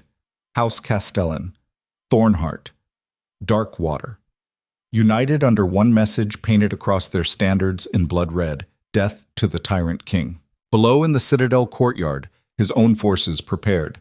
22,000 loyal troops, veterans who'd served House Ravenor for generations, wolves who understood that civil war meant brothers killing brothers, families torn apart, an empire bleeding itself dry. All because Lucien had chosen mercy over execution and love over isolation. Kael climbed the battlements. His armor showed fresh repairs. New dents covered old scars. The commander had fought in the last rebellion, watched the empire nearly tear itself apart when Lucien's father chose his heart over duty. History repeating with different players but identical stakes. They'll attack within the hour, Kael said without preamble. Castellan sent a final demand. Abdicate the throne. Exile yourself and the girl. Let the council appoint a new king. If you refuse, they burn the citadel with everyone inside. Lucien's jaw clenched. My answer. Kael handed him a blood-stained letter. They already know your answer. This arrived 30 minutes ago, from Lord Thorne of House Darkwater. Lucien read the elegant script, each word chosen for maximum psychological impact. Thorne was a strategist. He understood that wars were won in minds before battlefields. The letter detailed exactly how the rebels would systematically destroy everyone Lucien cared about. Kael would be captured and executed publicly. Loyal lords would watch their families tortured, and Aurelia would be taken alive, kept as a hostage, used to break whatever remained of the king who'd chosen her over empire. It ended with one sentence: "Surrender now, or watch everything you love die screaming." Lucien crumpled the letter. His wolf surged, golden eyes blazed. For a moment, the facade of control cracked completely.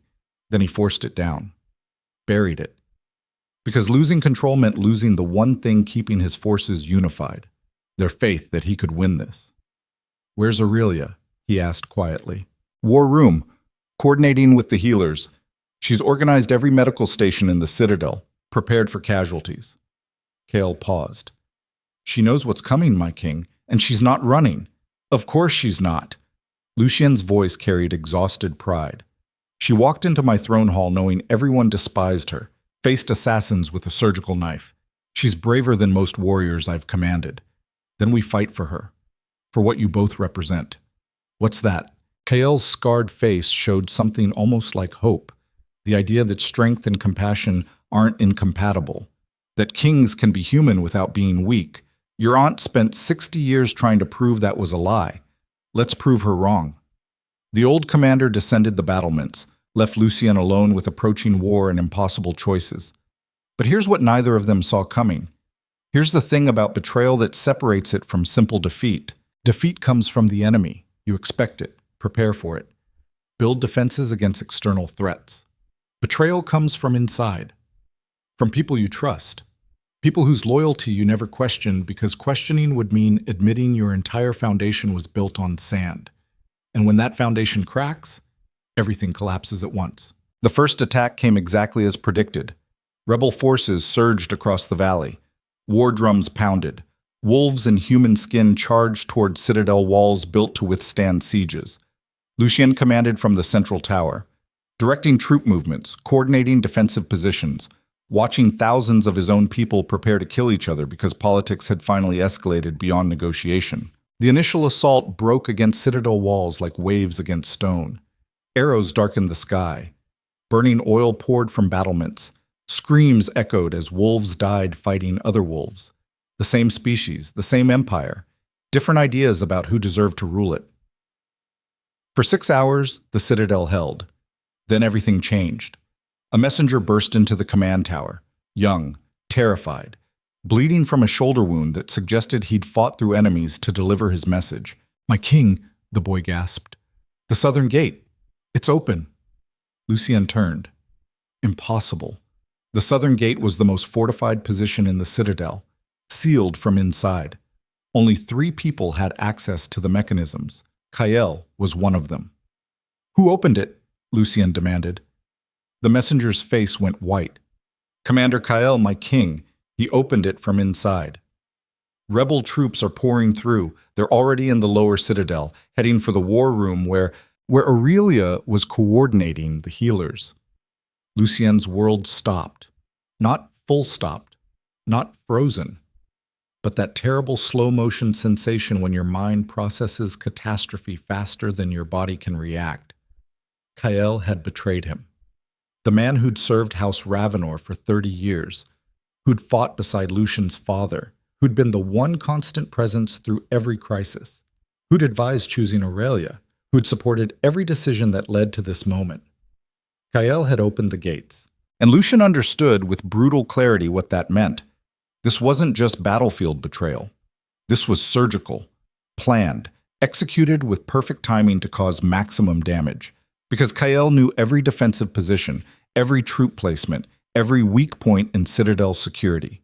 He'd been feeding information to the rebels since the moment Lucien arrested Celine. Maybe longer.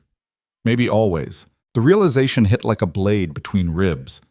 Every conversation, every piece of advice, every moment Lucien had trusted Kael's wisdom about ruling, about love, about being strong enough to show mercy. all of it calculated to put him in exactly this position, vulnerable, exposed, with the one person he couldn't afford to lose trapped in a citadel that was already falling. Lucien moved before conscious thought, grabbed his sword, armor half-fastened. Didn't matter, speed mattered. Reaching Aurelia before rebel forces did. He hit the stairs running, took 3 steps at a time. Wolves scattered from his path. His own guards tried to follow, but he was faster, driven by pure alpha instinct. Protect, defend, keep.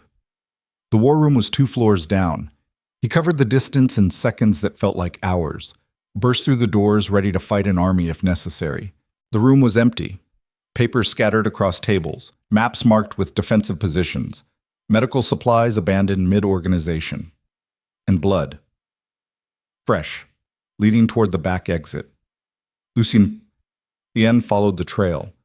It led through servant corridors toward the citadel's deepest chambers, rooms carved from volcanic bedrock centuries ago. Mostly abandoned now except for storage. Except for one chamber, the interrogation room, where traitors were questioned before execution, where House Ravenor had extracted confessions for 11 generations, where screams echoed against stone thick enough that no one above ground ever heard them. Lucien descended stone stairs slick with moisture and old blood. Torchlight flickered. Shadows moved like living things. He heard voices. 2 people. One he recognized instantly. Aurelia. The other made his wolf howl with rage. Kael. Lucien reached the bottom, stopped at the doorway, forced himself to assess before reacting. The interrogation chamber looked exactly as it always had. Stone walls, iron chains, a table covered in implements designed to cause pain without killing quickly. Medieval brutality preserved because sometimes empires needed monsters more than mercy. Aurelia stood chained to the wall, arms above her head, blood running from a cut across her temple, but alive, conscious, furious. Kael stood 10 feet away, sword drawn, armor showing fresh blood that wasn't his, and behind Kael, emerging from the shadows, 4 more figures: Lords Castellan, Thornheart, Darkwater, and Celine. Lucien's aunt smiled, that same terrible expression, patient, knowing, like she'd watched this exact scenario play out in her mind 1,000 times. "Hello, nephew," she said quietly. "Right on schedule?" Understanding crashed through Lucien like ice water. The exile had been theater. Celine had never left Imperial territory. She'd been here, in the Citadel, hidden, planning, coordinating with Kael and the rebel lords to engineer this exact moment. The gate's opening wasn't betrayal. It was the signal. The execution of a plan that had been in motion since the moment Lucien arrested her. Maybe longer. Maybe since the moment he'd first rejected Aurelia. "You knew," Lucien said, his voice deadly calm. "You knew I'd choose her, knew I'd show mercy, knew exactly how I'd react to every move you made." Celine stepped closer. "Of course I knew. I raised you, Lucien, shaped every instinct, every belief, every fear. You think rejecting your conditioning made you unpredictable. But trauma creates patterns just as surely as training does. I simply had to wait for the pattern to complete itself." She gestured to the room, to Aurelia chained and bleeding, to Kael standing guard, to the lords who'd started a civil war that was now revealed as elaborate distraction. And here we are. You've lost the Citadel, your forces are scattered, your mate is captured, and you're standing in a room with 5 people who could kill you before you took 3 steps. Her smile widened, exactly where I needed you. Lucien's hand tightened on his sword. His wolf clawed for release. Every instinct screamed to attack, tear them apart, save Aurelia regardless of cost. But Celine had planned for that too. "Before you do something predictably heroic," she continued, "you should understand your situation. Kael, explain." The old commander's expression remained neutral, professional, like he was delivering a routine report instead of describing his own betrayal. "The Citadel has fallen, my king. The southern gate was just the beginning. I've spent 3 months positioning loyal guards in key locations, all of them activated simultaneously. Your forces are surrounded, leaderless, surrendering by the minute. The war is over." He paused. "Let the words land. You lost the moment you chose emotion over strategy. The moment you let the girl matter more than the empire. I tried to warn you. Your father made the same mistake, got the same result. Lucien stared at this man he'd trusted. You were with her from the beginning. Every piece of advice, every moment you supported my decisions. You were steering me toward this. Kael's jaw tightened. I served House Ravenor for 30 years, watched your grandfather rule, watched your father fail. And I realized the problem wasn't the kings. It was the system that kept producing weak men who thought compassion equaled strength. So you helped Celine murder my parents. I helped remove obstacles to imperial stability. Yes, the admission hung in the air, casual, emotionless. A soldier describing tactics instead of treason. And the rebellion 6 years ago, Lucien said quietly, when I took the throne. You were there then too. I helped you consolidate power, eliminate threats, build the foundation for a stable reign. Everything I did was for the empire. Everything you did was for her. Lucien's eyes shifted to Celine. She watched with the patience of a predator that already knew its prey was trapped. Kael doesn't serve me, nephew. He serves an idea. The same idea I've dedicated my life to protecting. That empires require ruthless rulers. That compassion in kings creates vulnerability that enemies exploit. That the moment a ruler shows weakness, the empire begins to fracture. She moved toward Aurelia, studied her like an interesting specimen. Your father proved that theory correct. He chose love, started a rebellion, got 30,000 people killed. And you learned that lesson, spent 16 years becoming exactly the kind of cold, controlled king the empire needed. Celine's hand traced Aurelia's jawline. The younger woman flinched but held her gaze steady. Then this girl appeared, and suddenly all that careful conditioning started cracking. You began questioning, feeling, making decisions based on emotion instead of strategy. Do you understand how dangerous that is? How many people will die because you're too weak to make hard choices? Lucien's wolf surged, his eyes flashed gold. Let her go. Or what? You'll attack me, kill me, murder your own aunt in front of witnesses, prove you're exactly the monster I always knew you could become if properly motivated. Celine smiled. That's the tragedy, Lucien. You think love made you strong, but it just made you predictable. I knew you'd try to protect her, knew you'd show mercy when ruthlessness was required, knew you'd walk into this room alone because the thought of her suffering overrode every tactical consideration. She leaned close to Aurelia, whispered loud enough for Lucien to hear. He's going to get you killed, just like his father got his mother killed, because that's what happens when alpha kings forget that the crown matters more than anything else. Aurelia met Celine's eyes. No fear, just cold fury. You're wrong, she said quietly. Celine raised an eyebrow. Am I? You think emotion makes people predictable, but trauma does the same thing. You've spent 60 years following one pattern. Control kings through fear. Isolate them. Make them dependent on your guidance. It worked on Lucien's grandfather, his father, even Lucien himself for 16 years. Aurelia's voice strengthened. But the moment someone shows them they're worth more than their capacity for violence, the moment they remember they're human instead of weapons, your entire system collapses. Because love doesn't make rulers weak, it gives them something worth being strong for. Celine's expression shifted. For the first time, genuine anger flickered behind the mask. Philosophy from a girl about to die. How touching. She turned to Kael. Kill her. The command cut through the room like a blade. Kael moved toward Aurelia, sword raised. No hesitation. Just following orders the way he'd followed orders for 30 years. Lucien erupted. He crossed the distance between himself and Kael in 2 heartbeats. The old commander spun. Their swords met with a sound like thunder in enclosed space. They'd sparred 1,000 times. Kael had trained Lucien since he was 12 years old, taught him every move, every feint, every killing technique an Alpha King needed to survive. But Lucien had learned, and more importantly, he'd learned to stop fighting like the weapon his aunt had tried to create. He fought like a man with something to lose. The difference was everything. Lucien's sword crashed through Kael's defense. The old commander staggered back. Shock crossed his face. He'd expected the cold, calculated fighter he'd trained. Not this, not raw fury channeled into perfect technique, not someone fighting for love instead of duty. Their blades met again. Again. Steel screaming against steel. Kael fought with 30 years of experience. Lucien fought with everything that made him more than just another controlled king. The fight lasted 15 seconds. Lucien's blade found Kael's throat. The old commander froze. His sword clattered against stone. "Do it," Kael said quietly. "Prove you're strong enough to kill the man who raised you." Lucien stared into eyes that had watched him grow from traumatized child into alpha king. Eyes that had guided him, taught him, lied to him for decades, and he realized something. Killing Kael wouldn't prove strength. It would just prove Celine was right. That love made him exactly the kind of brutal killer she'd always wanted. Lucien lowered his sword. Kael blinked. Confusion replaced acceptance. "I'm not going to kill you," Lucien said. "Not because you don't deserve it, but because I'm done letting other people's expectations define what strength means." He turned to Celine.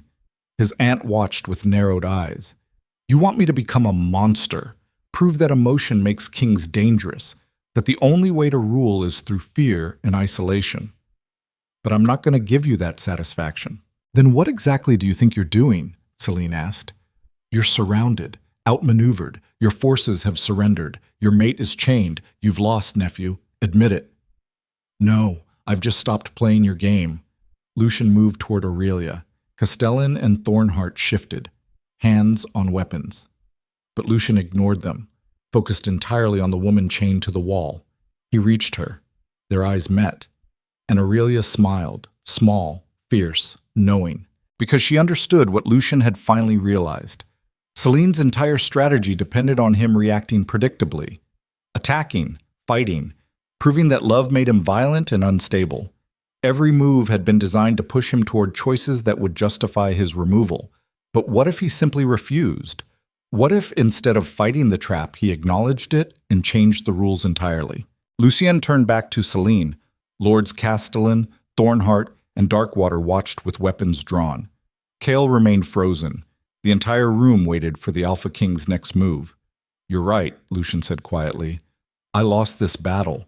You outmaneuvered me, planned better, exploited every weakness. Everything you said about me choosing emotion over strategy was accurate." Celine's eyes narrowed, suspicious of the admission. "But here's what you didn't plan for," Lucien continued. "I'm not my father. He chose love and fought to keep both his queen and his crown. Refused to accept that those things might be incompatible. And it destroyed him. He moved closer to his aunt, close enough that she tensed, but he made no aggressive move. I learned from that. Not the lesson you wanted me to learn, but the truth underneath. That sometimes the strongest thing a king can do is admit when he's wrong." "What are you saying?" Celine demanded. "I'm saying you win. You can have the throne, the empire, everything you've spent 60 years controlling through puppet kings. I won't fight you anymore." The room erupted. Castellan stepped forward. "This is a trick." "No trick," Lucien replied. "I'm done. You've proven I'm incapable of ruling the way you think necessary, so I'm abdicating. Voluntarily, publicly. I'll sign whatever documents you want, make whatever statements you require. The throne is yours." Celine stared, searching for deception, finding only exhausted sincerity. "And Aurelia?" she asked carefully. "The girl. Comes with me. We leave Moonfire, exile ourselves.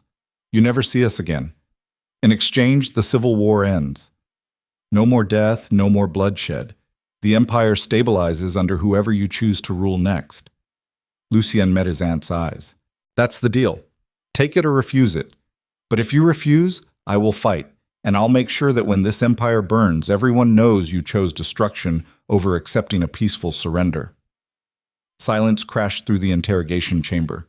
Because Celine hadn't planned for this. She'd prepared for violence, for desperate last stands, for Lucien proving himself exactly the kind of dangerous, emotionally compromised king who needed to be removed. She hadn't prepared for surrender, for the one move that would simultaneously give her everything she wanted while making it impossible to justify continued violence. The lords looked at each other, uncertain. They'd raised armies to depose a tyrant, but if the tyrant abdicated peacefully, what justified continued war? Kael's expression showed something almost like respect, understanding that his former student had just made the one move no one anticipated. Celine's mask finally cracked completely. Rage and frustration warred with cold calculation, because accepting the deal meant winning, getting everything she'd worked toward for 60 years, total control. No emotional king to manage, just power flowing back to where she believed it belonged. But it also meant Lucien and Aurelia walked away alive. Free. A constant reminder that her perfect system of control had been voluntarily rejected by someone strong enough to simply leave. The two outcomes battled across her face. Finally, she spoke. You'll sign the abdication documents tonight. Public ceremony tomorrow. You acknowledge unfitness to rule. Admit that emotional compromise made you dangerous. And you leave Moonfire immediately afterward. No delays, no second thoughts. Agreed. You never contact anyone in the Empire again. No letters. No messages. You become a ghost. Forgotten. Agreed. And if you ever return, the death sentence activates. No trial, no mercy. Immediate execution for you and the girl. Lucien didn't hesitate. Agreed. Celine studied him, searching for the trap, the hidden angle, the plan within the surrender. She found nothing, because there was no plan, just a man choosing differently than everyone expected. Fine, Celine said finally. Kael, release the girl, prepare the documents. We end this tonight. Kael moved to Aurelia, unlocked her chains. She collapsed. Lucien caught her, held her steady while circulation returned to her arms.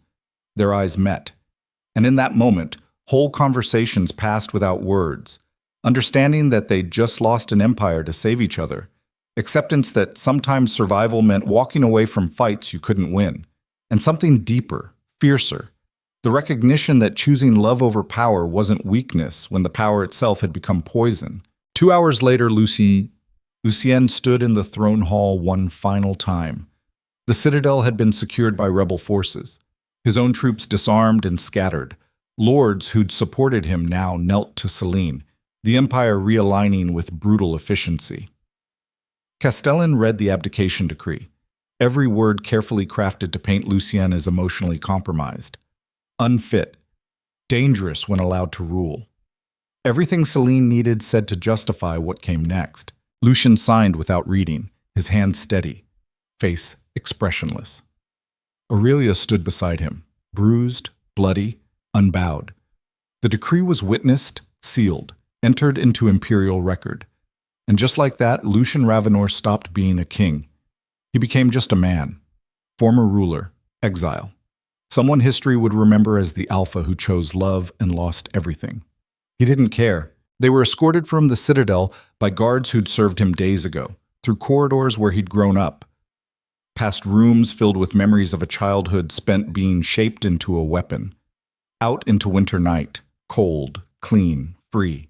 A carriage waited. Supplies. Gold. Everything required for exile. Lucien helped Aurelia inside, followed her. The door closed. The carriage started moving, away from Blackthorn Citadel, away from Moonfire City, away from an empire he'd ruled for 6 years and lost in a single night. Aurelia leaned against him, exhausted. Her hand found his. "Do you regret it?" she asked quietly. Lucien looked out the window, watched his former kingdom fade into darkness. "No," he said. And he meant it. Because here's what Celine never understood about strength. Real power isn't the ability to hold on to authority, regardless of cost. That's just fear of losing control. Real power is knowing when the price of keeping something exceeds its value. Lucien had spent 16 years building himself into the perfect ruler. Cold, calculated, willing to sacrifice anything for the empire. Exactly what his aunt wanted. But the moment he'd met Aurelia, that foundation started cracking. Not because she made him weak, but because she reminded him that strength without purpose was just violence dressed in royal silk, and he'd finally learned the difference. The carriage rolled through frozen countryside, heading toward borders, toward territories where former kings became irrelevant, where no one cared about prophecies or bloodlines or the weight of crowns that no longer fit. Aurelia shifted, looked at him with those emerald eyes that had changed everything. "What do we do now?" she asked. Lucien pulled her closer, felt the mate bond sing between them. Complete, unbreakable. The one thing Celine couldn't touch because it existed outside politics and power. "Now," he said quietly, We figure out who we are when we're not defined by what we've lost. It sounded like surrender, felt like freedom, but neither of them saw what was coming next. Because 3 days later, news reached them in a border town where exiles went to disappear. The empire was burning. Not metaphorically, literally. 3 provinces in open rebellion, 5 noble houses at war with each other. Selene had taken the throne just like she planned, but without an alpha king to unite the realm, every faction saw opportunity. The same civil war Lucien's surrender was supposed to prevent had erupted anyway, worse now, without leadership, without direction. Just wolves tearing each other apart while the empire collapsed. And at the center of the chaos, one consistent message from the rebel factions. Bring back the alpha king who chose love. The one who showed that strength and compassion weren't incompatible. The one who proved that rulers could be human without being weak. Bring back Lucien Ravenor. The message arrived via Kael. The old commander appeared at their inn, bloodied, exhausted, carrying wounds that suggested he'd fought through enemy territory to deliver it. He knelt before the man who was no longer his king. "I was wrong," Kael said. His voice cracked. "Everything I believed about strength, about what empires needed. I watched Selene take power and realized she created exactly the kind of ruler I thought we needed. Cold, ruthless, uncompromising." He looked up, met Lucien's eyes. "And the empire is eating itself alive because no one believes in her. They followed you out of fear, but they followed you. Now, they have no one. And they're remembering that the king who abdicated rather than watch more people die might be worth fighting for after all." Lucien stared at this man who'd betrayed him, who'd opened gates and helped engineer his downfall, who now knelt bleeding and broken asking for help. "Why should I care?" he said quietly. "I gave up the throne. Walked away. The empire made its choice." "Because," Kael replied, "you're the only one who can stop what's coming. Selene is using the chaos to purge anyone who ever supported you. Entire families, bloodlines erased.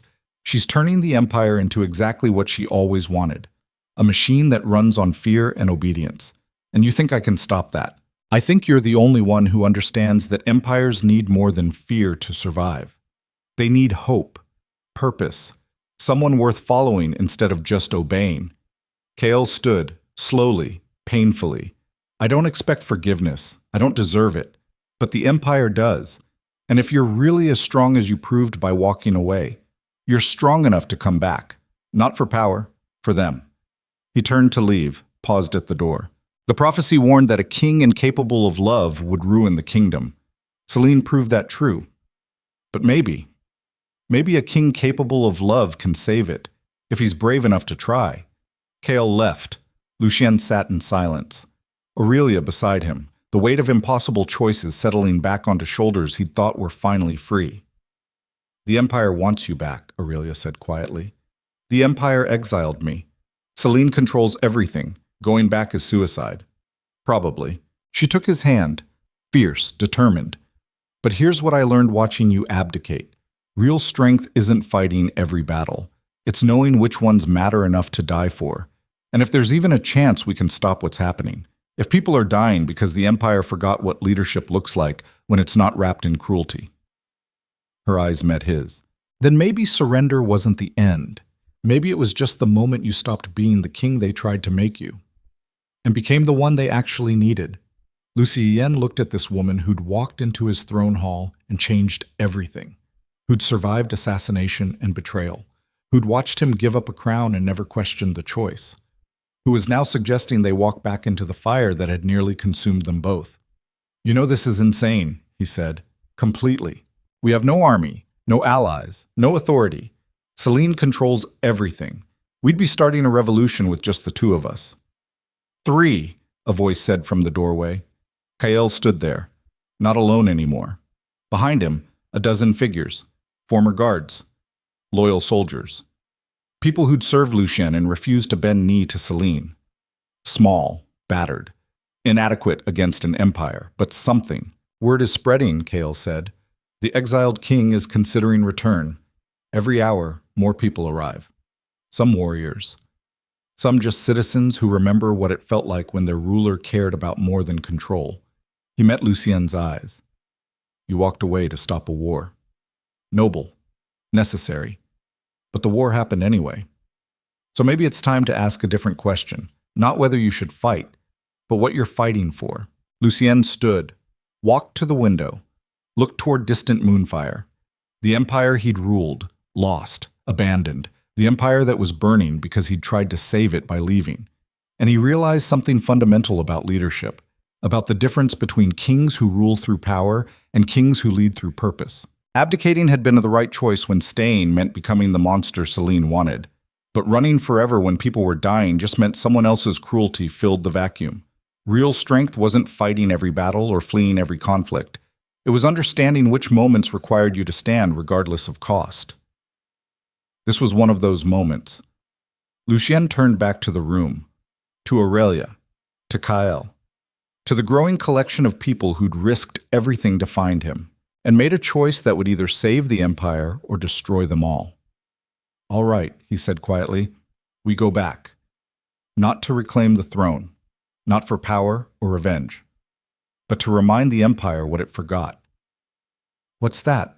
Aurelia asked, though her smile said she already knew, that the strongest rulers are the ones who fight for something beyond themselves, and that an empire worth saving is one where love doesn't make you weak. He looked at Kyle, at the collection of warriors and citizens gathering in the street outside.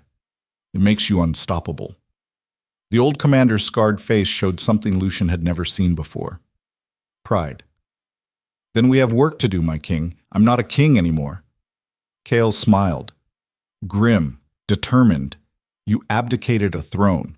You didn't stop being what the empire needed. There's a difference, and we're about to prove it." Outside, more people arrived, drawn by rumors, by hope, by the idea that maybe strength and compassion weren't incompatible after all, by the radical notion that an alpha king who'd chosen love and walked away might be exactly the leader worth dying for. Lucien stood at the window watching his army grow from nothing, knowing that going back meant war, meant facing Celine with inadequate forces and impossible odds, meant risking not just his life, but everyone who believed his choice mattered. Aurelia moved beside him. Her hand found his. "No regrets," she said quietly. "None," Lucien agreed. "Because here's the thing about transformation, about becoming something beyond what others tried to make you. It required breaking, shattering, losing everything you thought defined you. Only then could you rebuild into something stronger, something real, something worth the cost." Lucien Ravenor had been forged into a weapon, shaped into a cold king, built to rule through fear and isolation. He'd rejected that, chosen differently, lost his throne proving it, and now he was about to become something far more dangerous than any alpha king in history. A leader people followed by choice instead of force, a man fighting for love instead of power, a king who understood that the empire worth saving was one where strength meant protecting the weak instead of dominating them. The revolution started that night, with 3 people in a border town inn, growing hour by hour as word spread. The exiled king was returning, not for the throne, for something more important, to prove that rulers could be human and still worthy of the crown, to show that love didn't make leaders weak, it gave them something worth being strong for. The march back to Moonfire took 13 days. 13 days of watching Lucien's rebel force grow from 3 people in a border town to something that resembled an actual army. Not a large one, not well equipped, but real. Soldiers who'd deserted Celine's forces, citizens tired of watching their empire devour itself, lords who'd quietly opposed the new regime and now saw an alternative worth risking their lives for. By the time they reached the outskirts of the capital, 5,000 warriors marched under makeshift banners bearing a symbol Lucien hadn't chosen but couldn't deny, a wolf with a broken crown. The mark of a king who'd walked away from power and come back for something more important. Purpose. Kyle rode beside him at the front of the column. The old commander had transformed over the past 2 weeks, no longer the calculating strategist who'd betrayed him. Something rawer now, a man trying to atone for decades of choosing wrong masters. "We're outnumbered 4-1, Kale said without preamble. "Celine has 20,000 troops in the capital, fortified positions, control of the citadel, every advantage except one." "What's that?" Lucien asked. "They're fighting for fear. Your people are fighting for belief. That matters more than numbers when it comes to what men are willing to die for. Lucien looked back at the column. Exhausted faces, battered armor, weapons that had seen better decades. An army built from desperation and hope in equal measure. The kind of force that either changed history or got slaughtered trying. Aurelia rode on his other side. She'd refused to stay behind, refused to be protected while others fought. Instead, she'd organized medical units, coordinated supply lines, turned herself into the backbone that kept the march from collapsing under its own chaos. She looked at him now with those emerald eyes that had destroyed everything and rebuilt it better. "No turning back now," she said quietly. "Was there ever?" "No. But it feels different actually seeing the city, knowing what we're about to do." Lucien followed her gaze. Moonfire City sprawled across the horizon. Smoke rose from multiple districts. Evidence of the civil war still raging inside. Selene had taken the throne, but hadn't unified the empire. She'd just replaced one conflict with another. Because here's what she'd never understood about power. You could seize it through force, hold it through fear, but sustaining it required something she'd spent 60 years trying to eliminate: trust. And an empire where no one trusted their ruler eventually tore itself apart from within. "They're going to send a delegation," KL said. "Selene won't attack immediately. She'll try to negotiate. Offer you exile again if you surrender. Make it look like she's being reasonable while preparing to crush us if you refuse. Let her try. What will you tell them?" Kale's expression shifted. Something almost like a smile. "Good." The delegation arrived at sunset. 10 riders under a white banner, led by Lord Castellan, the man who'd helped orchestrate Lucien's downfall and now served as Selene's voice. Lucien met them alone. Kael had argued against it. Aurelia had simply looked at him with that expression that said she understood why he needed to do this himself. Castellan dismounted 50 yards from the rebel camp, stayed mounted, a calculated insult, looking down on a former king. "Your Majesty," Castellan said. The title dripped with mockery. "Queen Regent Selene sends her regards. She's disappointed you've chosen to return. She'd hoped exile would teach you the wisdom of accepting defeat gracefully." "I learned plenty in exile," Lucien replied. His voice carried across the empty ground between armies. "I learned that walking away from a fight doesn't end it. It just determines who fills the vacuum you leave behind." Castellan's smile tightened. Philosophical. How unlike the cold king we remember. Selene was right. That girl truly did compromise your judgment. "Say her name," Lucien said quietly. "Dangerous." "What? You want to insult my mate?" "Say her name." "Aurelia." "Let's hear how brave you are when you're not hiding behind titles and safe distance." Castellan's hand moved toward his sword, stopped, remembered he was under a white banner, remembered that attacking during negotiation would turn his own troops against him. "The Queen Regent offers terms," he said instead. "Surrender yourself. Disband your forces. Accept permanent exile beyond imperial borders. In exchange, she grants clemency to everyone who followed you. No executions, no reprisals. Mercy for all except you. And Aurelia." The girl returns to the Citadel. For trial. As was originally intended before you disrupted imperial justice. Lucien laughed. The sound carried no humor, just recognition of predictable patterns. "She wants Aurelia as a hostage, leverage to control me even in exile. Make sure I never try returning again. The Queen Regent wants justice for crimes committed." "What crimes?" "Being chosen by fate, discovering your conspiracy, surviving assassination attempts you personally ordered." Castellan's jaw clenched. "Careful, former king. You're still addressing a member of the Imperial Council." "No. I'm addressing a traitor who helped murder my parents, who orchestrated rebellion, who sold himself to a woman who spent 60 years poisoning everything she touched.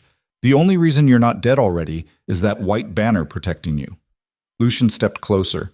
Castellan's horse shifted nervously. Sensing the predator approaching, "Here's my counteroffer," Lucien continued. Selene surrenders. Faces trial for treason, conspiracy, and regicide. You and every lord who helped her do the same. The council that enabled this corruption gets dissolved, and we rebuild the empire into something that doesn't require murdering children to maintain control.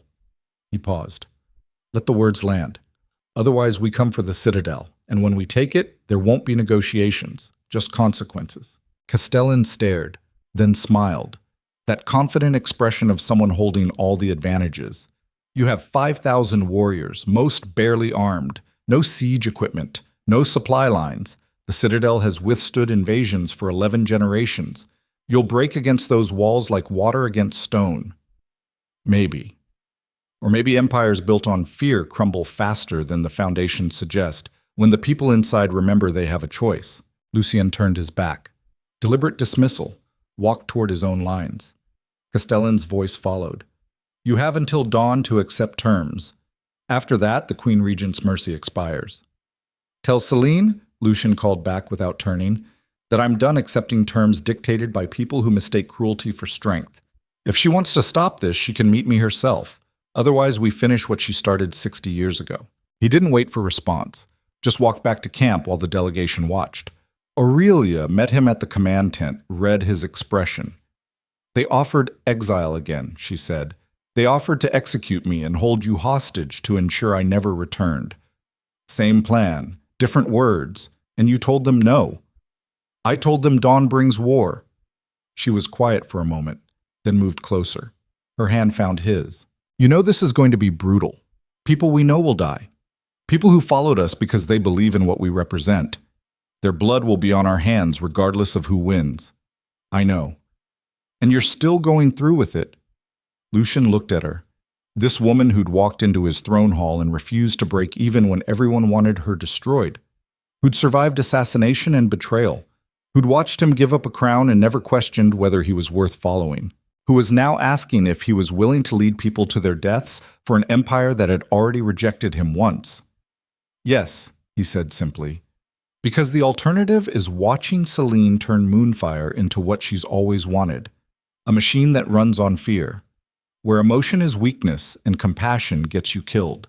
Where every king becomes a puppet controlled through isolation and trauma. He pulled Aurelia closer. I spent 16 years being that puppet. I know exactly what it costs, what it does to your soul. And I won't let her create more of the same just because fighting back is dangerous. Aurelia searched his eyes, looking for doubt, finding only grim certainty. Then we fight, she said, and we pray it's enough. The night before battle, Lucien couldn't sleep. He walked through this camp, past warriors sharpening weapons, past healers preparing for casualties, past citizens who'd never held a sword but came anyway because they believed a king who chose love over power might actually be worth dying for. He found Kael standing watch over the southern perimeter. The old commander didn't turn when Lucien approached, just kept staring toward distant Moonfire. Your father used to do this, Kael said quietly. Walk through camp the night before battles, check on troops, make sure everyone knew he saw them as people instead of just weapons. Lucien stood beside him. Did it help? No, he still got them killed, but they died believing it mattered. That's more than most soldiers get. They were silent for several heartbeats. Then Kael spoke again. I need you to understand something before tomorrow, about why I betrayed you, why I opened those gates. Does it matter now? Probably not. But you deserve to know anyway. Kael turned. His scarred face showed every one of his 60 years. I believe Celine because she gave me certainty. Rules. A system where if you followed orders and eliminated threats, the empire survived. It was clean, simple, no moral ambiguity, just duty. And then you started changing, started questioning, started making decisions based on feeling instead of strategy. And I panicked because I'd spent 30 years watching kings fail when they tried to be human. Your father proved love got people killed. Your grandfather proved mercy created weakness. His voice roughened. So when Celine said you were becoming too compromised, that the mate bond made you dangerous, I believed her, helped her remove you, thought I was saving the empire from another emotional king who'd destroy everything. Kael's hands clenched. But watching her rule these past weeks, seeing what the empire becomes when it's led by someone incapable of caring about anything except power, I realized I was wrong. Not about the danger of emotional rulers, about what actually makes them dangerous. What's that? Lucien asked. It's not that they feel too much. It's that they can't balance feeling with responsibility. Your father loved your mother, but forgot he had an empire to protect. The emotion wasn't the problem. The failure to accept that love came with duty was. Kael met his eyes. But you. You walked away when staying meant becoming a monster. Came back when running meant letting worse monsters win. That's the difference. You didn't let love blind you to duty. You just redefined what duty meant. Lucien absorbed this. The closest thing to an apology he'd get from a man who'd helped destroy his reign. Why are you telling me this now? He asked. Because tomorrow we probably die. And I wanted you to know that even if we fail, even if Celine wins and burns this entire revolution to ash, you proved something important. What? That the kings worth following are the ones who fight for something beyond themselves. Your aunt was right that emotional rulers are dangerous. She was just wrong about why. They're dangerous to tyrants, to systems built on fear, to anyone who needs people broken to maintain control. Kael smiled. Grim. Determined. That's why we're going to win tomorrow. Not because we're stronger or better equipped, but because your people aren't fighting for you. They're fighting for what you represent, and that's harder to kill than any army. The old commander walked away. Left Lucien alone with dawn approaching and impossible odds waiting. Lucien returned to the command tent. Found Aurelia awake, studying maps that wouldn't change the reality of their situation. She looked up. Couldn't sleep either. Too busy thinking about all the ways this ends badly. She moved to him, her arms wrapped around his waist, head against his chest. Tell me we're doing the right thing, she said quietly. That leading these people into battle isn't just trading one kind of death for another. Lucien held her, felt the mate bond hum between them. The connection that had started this entire catastrophe and somehow become the reason it might be worth finishing. I don't know if it's right, he admitted. I know that doing nothing would be worse, that letting Celine rule unchallenged means condemning the empire to generations of exactly what she represents. Fear, isolation, kings turned into weapons. He pulled back enough to meet her eyes. But I also know that every person out there chose to be here, chose to follow someone who already failed them once, chose to believe that maybe strength and compassion aren't incompatible. That's not me forcing anyone. That's them deciding what they're willing to fight for. And if they die for that belief, then they die free. Instead of living as slaves to someone else's idea of strength. Aurelia was quiet. Then she smiled, small, fierce. I love you, she said, not because you're a king or a warrior or an alpha, but because you're the only person I've ever met who's strong enough to be weak when it matters. Lucien kissed her, gentle, then desperate, because tomorrow might end everything, and this moment was all the certainty they had left. When they finally broke apart, Aurelia's expression had hardened into something determined. Then, let's give them a fight worth dying for. Dawn came blood red. Lucien stood before his assembled forces, 5,000 warriors, healers, citizens, the collection of broken things that Celine had tried to eliminate and failed. They watched him, waiting, needing words that would carry them through whatever horror came next. Lucien had never been good at speeches. He was better at silence, at cold command, at being the weapon his aunt had spent years shaping. But that king was dead, and the man who replaced him needed different words. I'm not going to lie to you, he said. His voice carried across the camp without shouting. We're outnumbered, outmatched, facing an enemy who controls every advantage except one. He paused. Let them lean in. They're fighting because they're afraid of what happens if they lose. You're fighting because you believe something better is possible. That difference matters, because fear makes you vicious, but belief makes you dangerous. Movement through the ranks, warriors gripping weapons tighter, civilians standing straighter. The woman who controls that citadel spent 60 years teaching kings that emotion makes them weak, that caring about people creates vulnerability, that the only way to rule is through fear and isolation. She murdered my parents to prove that point, manipulated my entire life to reinforce it, and when I finally rejected her philosophy, she took my crown. Lucien's eyes swept across the assembled force, but here's what she didn't understand, didn't plan for, couldn't accept even when it was staring her in the face. The strongest rulers aren't the ones incapable of love. They're the ones who love something enough to become terrifying when you threaten it. His voice strengthened. I'm not your king anymore. I abdicated, walked away. But I came back for the same reason you're standing here, because an empire built on fear isn't worth preserving. And the moment you accept that cruelty equals strength, you've already lost the only battle that matters, the one for your own humanity. He drew his sword. The blade caught dawn light. So today we fight, not to restore me to a throne I don't want, not for revenge or power or dynasty. We fight to prove that people are worth more than what they can be controlled into becoming, that compassion isn't weakness, that love doesn't make you vulnerable. Lucien's eyes flashed gold. The Alpha finally unleashed. It makes you unstoppable. The army roared. 5,000 voices screaming defiance at an empire that tried to break them and failed. Kael appeared at Lucien's shoulder. His expression showed grim satisfaction. "That'll do," he said quietly. "Now let's see if words translate to victory." They moved toward Moonfire. Not rushing, steady advance, deliberate. The citadel rose before them. Massive obsidian walls, fortified positions, 20,000 defenders ready to die, protecting a regime built on everything Lucien had rejected. The gates remained closed. Celine wasn't going to meet him in open field. She'd make him come to her. Bleed his forces against walls designed to withstand sieges. Smart tactics, cold calculation. Exactly what he'd have done 6 months ago. But Lucien wasn't that king anymore. They stopped 500 yards from the citadel. Within arrow range, a calculated risk, showing they weren't afraid. For several minutes, nothing happened. Just two armies staring at each other across ground that would soon be soaked in blood. Then the citadel gates opened. Not all the way, just enough for riders to emerge. A delegation. But not Castellan this time. Celine herself rode out. Lucien's aunt sat straight in the saddle, wearing armor that looked ceremonial until you noticed the bloodstains. Fresh. Recent. She'd already been killing people this morning.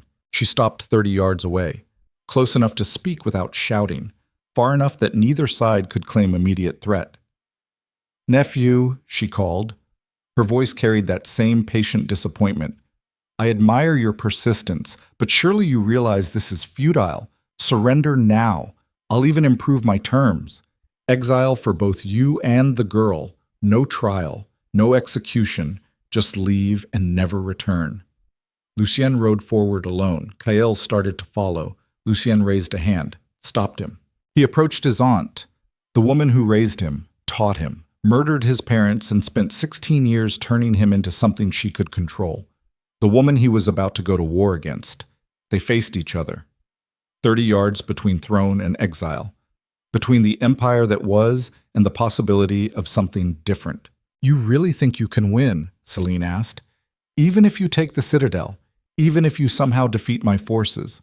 The empire is fractured, the council corrupted, noble houses at war with each other. There's nothing left to save. Then we'll build something new. Out of what? Hope. Love. The belief that empires can run on anything besides fear and violence. You're naive, Lucien. Just like your father, and you'll die the same way he did, bleeding out while the world you tried to create burns around you." Lucien stared at this woman, searched for any trace of the person who'd comforted him after his parents died, who'd taught him to read, who'd been more mother than his actual mother ever managed. Found nothing, just cold calculation wrapped in flesh. "Maybe," he said quietly, "but at least I'll die human, instead of whatever you've turned yourself into." Celine's expression didn't change. "Then let's finish this. One way or another. Today determines whether the empire continues or collapses completely." She turned her horse, rode back toward the citadel gates, paused, looked back. "For what it's worth, Lucien. I'm proud of what you became. You were the best weapon I ever created. It's a shame you broke yourself trying to be something else." The gates closed behind her. Lucien returned to his lines. His forces waited, tense, ready. Kael appeared beside him. What did she say? That I'm going to die like my father, bleeding and broken while the empire burns. Do you believe her? Lucien drew his sword, stared at citadel walls that had stood for 11 generations. I believe she underestimates what people become when they stop fighting for crowns and start fighting for each other. He raised his blade, his voice carried across the army. No mercy, no surrender. We end this today. 5,000 warriors roared, and then they charged. The battle for Moonfire began with arrows, thousands of them, darkening the sky, falling like rain made of death. Lucien's forces raised shields, formed defensive positions. But arrows found gaps, found flesh, found people who'd believed words about strength and compassion and discovered violence didn't care about philosophy. Screams cut through morning air. First casualties, first deaths, the beginning of the price they'd all agreed to pay. Lucien ran at the front. His wolf surged beneath skin, enhanced speed, strength. The alpha abilities he'd suppressed for years now unleashed completely. He became what he'd always been capable of being, a predator in human shape. Arrows struck around him. One grazed his shoulder. Pain flared. Irrelevant. He kept moving. Closed the distance to citadel walls while his forces followed. The gates remained shut. Defenders fired from battlements. More arrows, burning oil. Everything designed to break a charge before it reached the walls. Lucien's force scattered, taking cover, firing back, trying to create openings. But the citadel held, exactly as designed, exactly as Celine had planned. Kael appeared at Lucien's side. Both of them crouched behind a massive shield while arrows hammered against metal. "We can't break those gates," the old commander shouted over the chaos. "Not with what we have. This is suicide. Then we find another way in. There is no other way. The citadel is sealed. We'd need siege equipment, weeks of preparation. We have neither." Lucien's mind raced, searching for options, finding none. Celine had planned perfectly. Let him come. Let him bring his pathetic rebel force. Let them break against walls they couldn't possibly breach. She'd turned his belief into a death sentence. Then Aurelia was there, covered in blood that wasn't hers, eyes fierce. "The southern wall," she gasped. "There's a weakness. The healers use it. A service entrance, unfortified because no one thinks anyone knows about it." "How do you know?" "I worked there. Before you rejected me. Helped in the medical wing. There's a passage, narrow, barely defended. If we can reach it, we can get inside," Lucien finished. He turned to Kael. "How many can we pull from the main assault without collapsing our position?" 500, maybe. Any more and Celine's forces will overrun us. 500. Against whatever waited inside citadel walls. "Do it," Lucien ordered. "Pull our best. We go through that service entrance. Hit them from inside while the main force keeps them pinned at the gates." Kael disappeared, shouting orders. Warriors peeled away from the main assault, regrouped. Lucien grabbed Aurelia. His hands cupped her face. "You're not coming. The hell I'm not. This is a suicide mission. We might not make it back." Her eyes blazed. "Then you definitely need a healer." He stared at her. This woman who refused to be protected, who insisted on standing beside him even when standing meant dying. He kissed her. Hard, desperate. Possibly the last time. "Stay close," he said. "If this goes wrong..." "When this goes wrong," she corrected. "And when it does, we face it together." 500 warriors assembled. The best, the fastest. The ones willing to die for 30 seconds inside citadel walls. Lucien led them around the southern perimeter. Arrows still fell, defenders still fired, but attention focused on the main assault. The distraction worked. They reached the southern wall, found the entrance exactly where Aurelia described. Barely a door, more like a drainage grate. Undefended because why would anyone attack through a passage meant for medical waste? Lucien ripped it open. The sound of metal tearing echoed. Defenders above looked down, started shouting, raising alarms. Too late. Lucien dove through. His 500 followed, into darkness, into tunnels that smelled like death and forgotten things. Into the heart of the citadel itself. They emerged in the medical wing.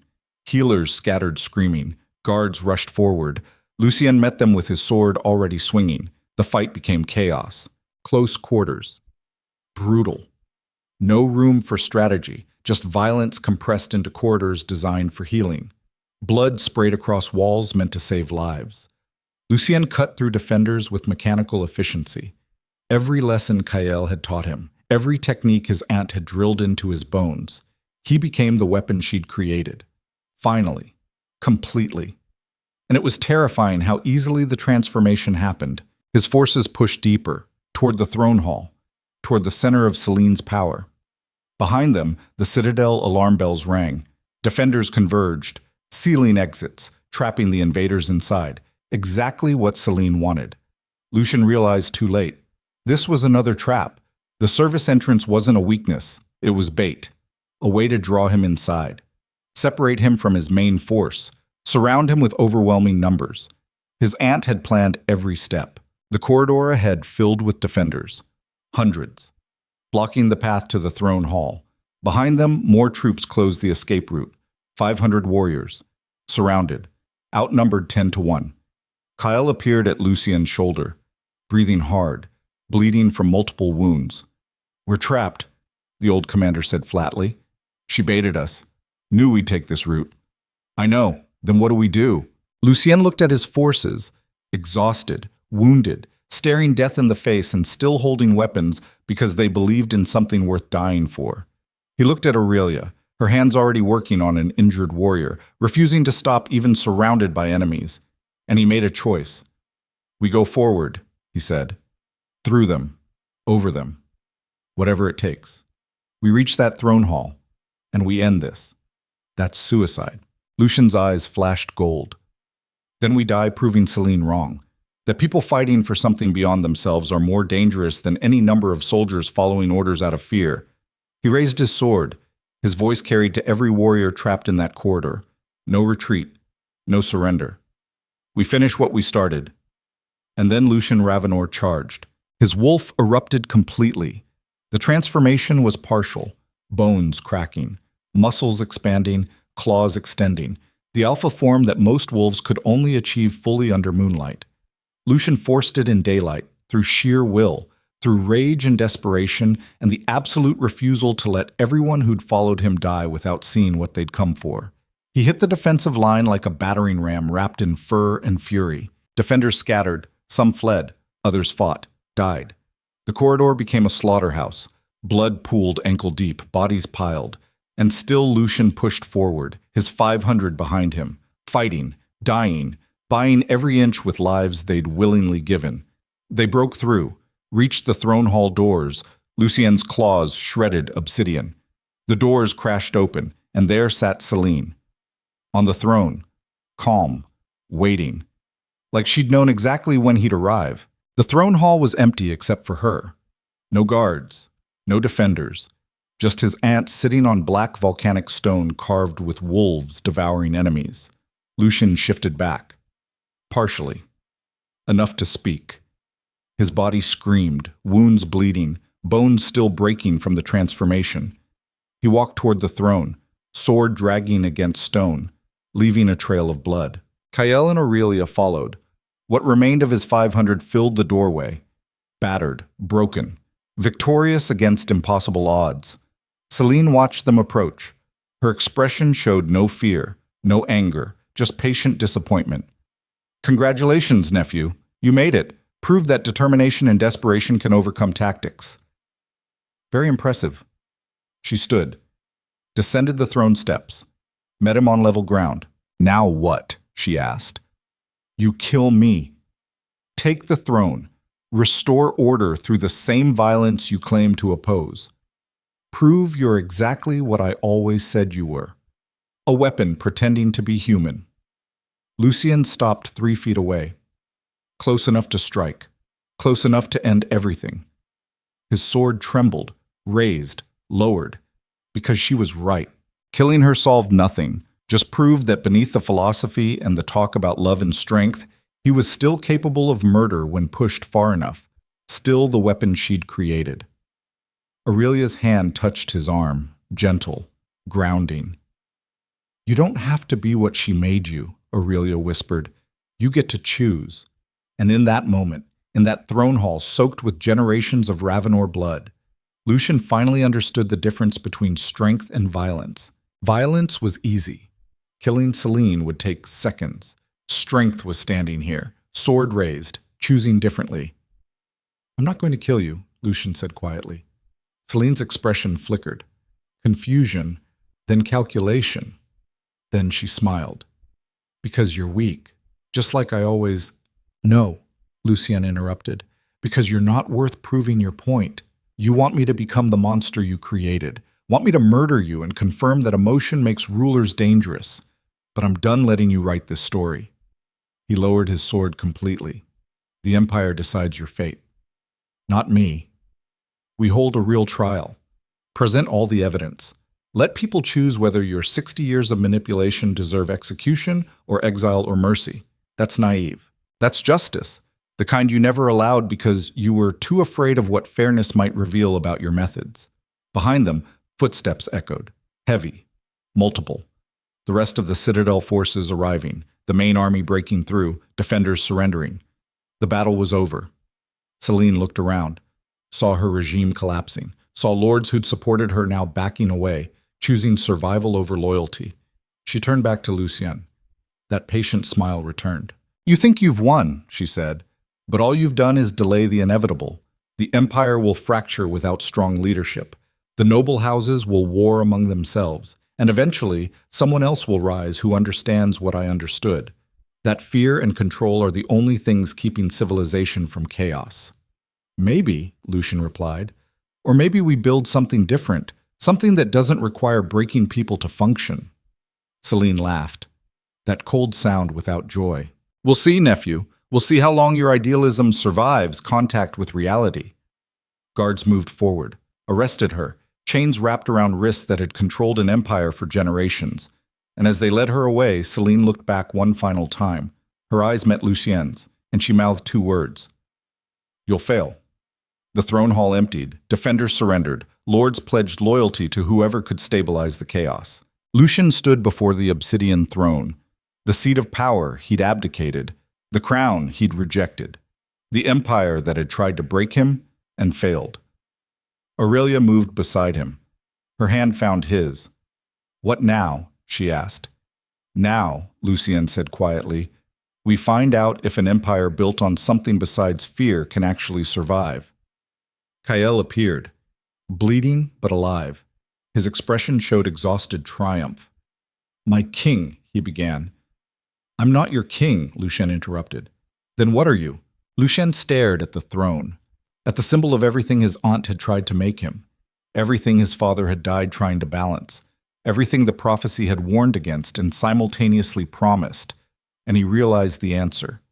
"I'm someone trying to prove that strength and compassion aren't incompatible," he said, "that rulers can be human without being weak, that love doesn't make you vulnerable." He turned to face the throne hall, to address the lords and warriors and citizens who'd followed him back from exile. "It makes you worth following." The hall erupted. Cheers, screams, celebration of victory that felt fragile as morning frost. Because Celine was right about one thing. Winning the battle didn't mean winning the war. The empire was fractured, the council corrupted. Systems built over 60 years wouldn't change just because one woman got arrested. The real fight was just beginning, but for the first time in his life, Lucien felt ready for it.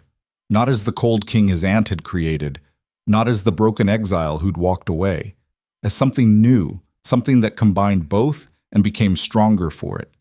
A ruler who understood that the empire worth saving was one where strength meant protecting the vulnerable instead of dominating them.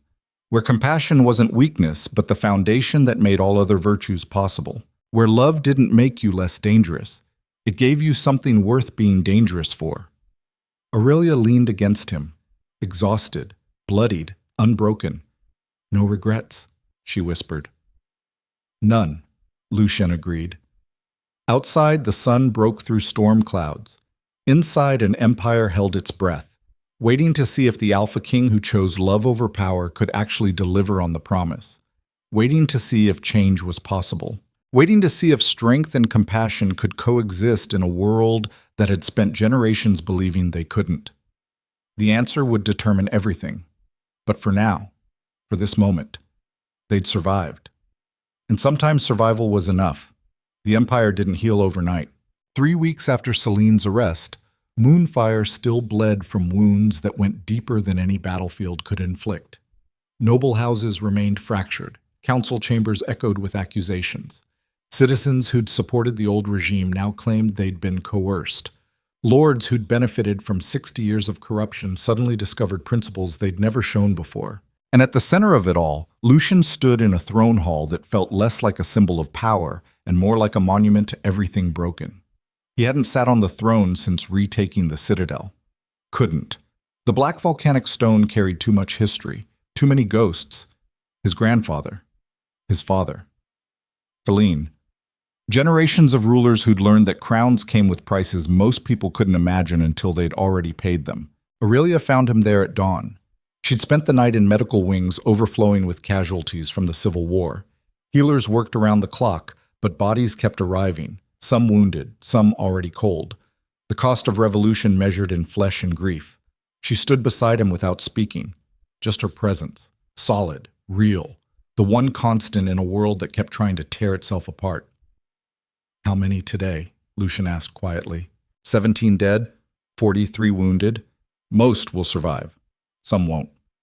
He closed his eyes. Did the math. 3 weeks. 412 dead total. From both sides. People who'd killed each other because they believed different things about how empires should function, about whether love made rulers weak or strong, about whether he deserved the crown or a grave. "The trial starts in 2 hours, Aurelia said. "The council wants your presence. They're calling it the most important legal proceeding in imperial history. They're calling it theater.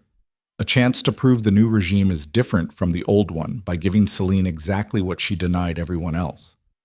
Due process. Fair judgment. The illusion that justice exists for people powerful enough to have spent decades avoiding it. You think she'll be acquitted? No. The evidence is overwhelming. Testimony from dozens of witnesses. Documents proving conspiracy. Even lords who supported her are turning testimony to save themselves. She'll be convicted." Lucien turned, met Aurelia's eyes. "Then why does it feel like we're making a mistake? Because executing her makes us exactly what she predicted. Rulers who talk about mercy and compassion until the moment it costs something. Then we're just killers with better rhetoric." She moved closer. Her hand found his. "But letting her live after what she did, after the people she murdered, the lives she destroyed, that feels like betrayal too. Of your parents, of everyone who died because of her choices." Lucien pulled her against him, breathed in lavender and something uniquely hers beneath the smell of blood and exhaustion. "This is what leadership actually costs," he said quietly. "Not the grand battles or dramatic speeches, just impossible choices where every option feels wrong and you have to pick one anyway, knowing you'll carry the weight forever." "What are you going to do?" "I don't know yet. But I need to see her first, before the trial. One last conversation without audience or performance. Just the truth between two people who spent 16 years destroying each other." Aurelia searched his face. "That's dangerous. She's manipulated you your entire life. One conversation could what? Make me doubt myself. Make me question everything. I'm already doing that.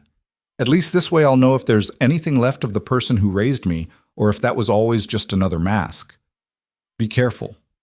Always." He kissed her forehead, left her standing in the throne hall while he descended into the citadel dungeons where his aunt waited for judgment. The cells beneath Blackthorn hadn't changed in 11 generations. Stone, iron, darkness thick enough to feel physical. Places where House Ravenor had kept its enemies before execution, where screams echoed and no one above ground had to hear them. Celine occupied the deepest cell, reserved for traitors, for people who'd threatened the crown itself.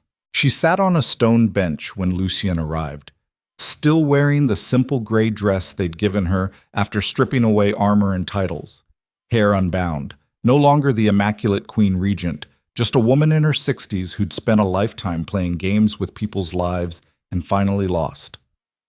She looked up when the guards let him through, smiled that terrible patient smile. "Come to gloat, nephew?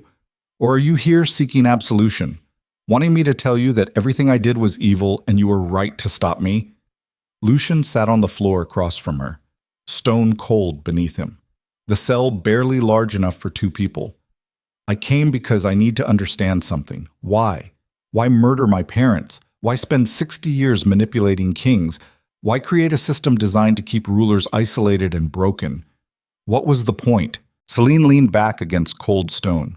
Her expression shifted. Something almost like weariness crossed her face. "You really want to know? The truth underneath all the philosophy and justification?" "Yes." She was quiet for long moments, then spoke, her voice carrying none of the usual calculation. just exhausted honesty.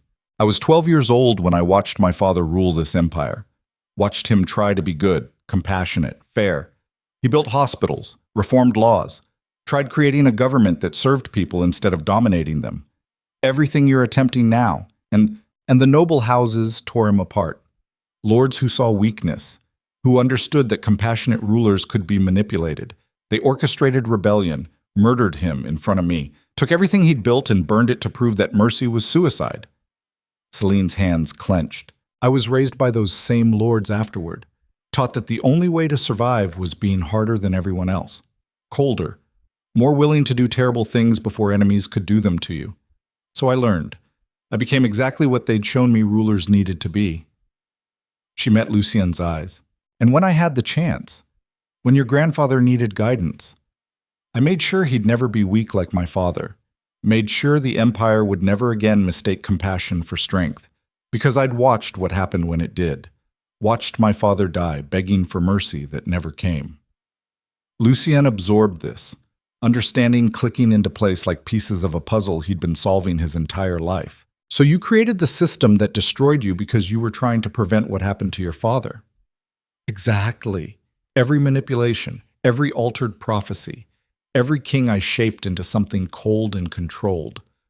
It was all designed to ensure the empire survived regardless of who sat on the throne, that no ruler would ever be vulnerable enough to be destroyed by their own kindness. And my parents, why kill them specifically? Because your father was becoming exactly like my father, building the same dreams, making the same mistakes. And I couldn't watch it happen again. Couldn't stand by while another good man got everyone killed trying to prove love mattered more than survival. Her voice cracked. So I removed the problem, used the rebellion, made it look like external enemies, and raised you to be everything your father wasn't: cold, pragmatic, willing to sacrifice anything for the empire's stability. She smiled, bitter, knowing. And it worked. For 16 years you were perfect, the ruler I'd spent a lifetime trying to create. Untouchable, unbreakable, exactly what the empire needed. Until Aurelia, Lucien said. Until her. Until fate decided to test everything I'd built by giving you the one thing guaranteed to crack your conditioning: a mate bond. The connection I'd warned against. The attachment that made you human again. Celine leaned forward. And you know what the worst part is, nephew? Watching you choose her. Watching you reject everything I taught you. I thought it would vindicate my philosophy. Prove that emotional rulers destroy empires. But it didn't. No. Because you did what your father couldn't, what my father never managed. You balanced both. Loved her without forgetting your duty. Fought for something beyond yourself without losing sight of the people counting on you. You became the thing I'd spent 60 years believing was impossible. She laughed. The sound empty. A strong king capable of compassion. A ruler who could feel without being weak. The exact combination I dedicated my life to preventing because I thought it was a lie. A fantasy that got good people killed. And now, Lucien asked quietly, now I'm sitting in a cell waiting to be executed for trying to protect an empire that didn't need protecting the way I thought it did. For murdering people who might have actually succeeded where my father failed if I'd given them the chance. Her eyes met his, genuinely searching for something. So tell me, nephew, was I wrong? After everything? After 60 years of believing compassion equals weakness? Was I wrong? Lucien stared at this woman, the person who'd raised him, who'd taught him to read and fight and rule, who'd murdered his parents and shaped his entire existence around preventing him from becoming what she feared most, a king capable of love.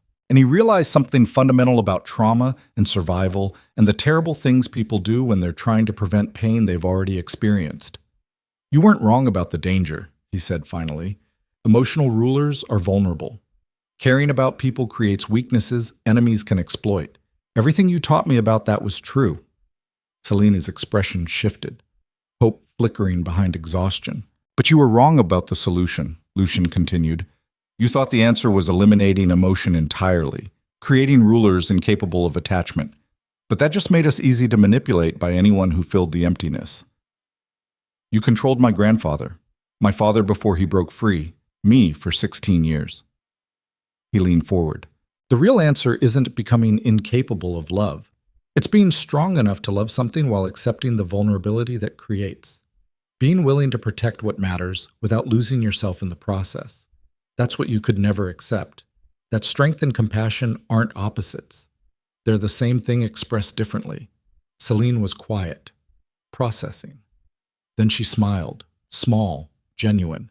The first real expression he'd seen on her face in years. "Your father would be proud," she said. "Not of me. Never of me. But of you, for becoming what he tried to be and actually succeeding." She stood, moved to the cell bars, gripped iron with hands that had controlled an empire. "The trial starts soon. They'll convict me, probably execute me. And they should. What I did was treason, murder, 60 years of corruption. No amount of trauma or good intentions justifies that." "What do you want me to do?" Lucien asked. Celine turned, met his eyes one final time. "Rule better than I did. Build the empire I was too broken to believe in. And when you're tempted to choose fear over faith, when it feels safer to isolate yourself than risk being hurt, remember that being afraid of weakness is just another kind of weakness." She paused. "And forgive me, not because I deserve it, but because carrying hatred for people who hurt you just means they keep hurting you forever." The guards came, led her away, left Lucien alone in dungeons that smelled like generations of Ravenor cruelty. He sat there for a long time, processing, understanding, finally seeing the full picture of what his family had been, what the empire had become, what he was trying to transform it into. And he made a decision that would define everything that came after. The trial convened at noon in the Great Hall of Justice, a cathedral-sized chamber where imperial law had been dispensed for centuries. Hundreds attended, lords, citizens, people who'd suffered under Celine's regime and people who'd benefited from it. Everyone wanted to see how the new order handled its first test, whether mercy existed or if it was just another word for weakness. Lucien entered last. Not as king.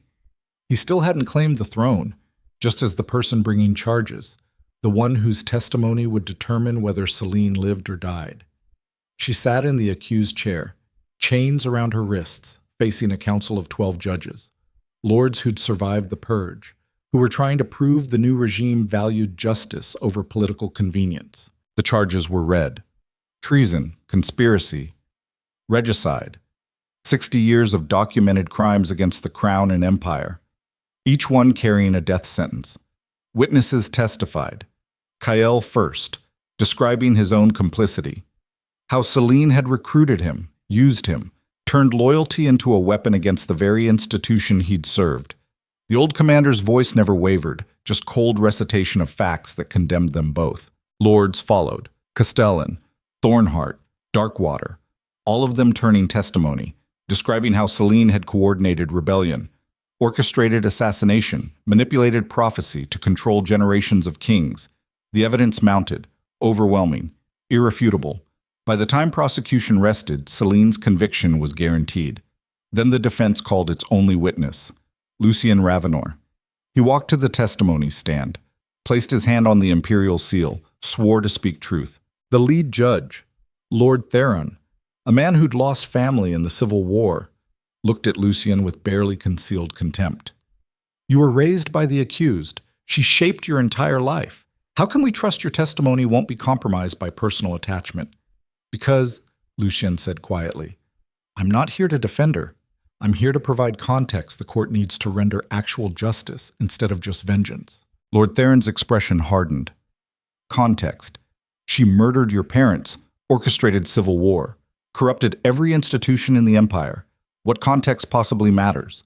The context of why, of what trauma creates when it's never addressed, of how good intentions twisted by pain become atrocities committed in the name of protection." Lucien looked at Celine. She met his gaze steadily. "My aunt watched her father murdered for being too compassionate.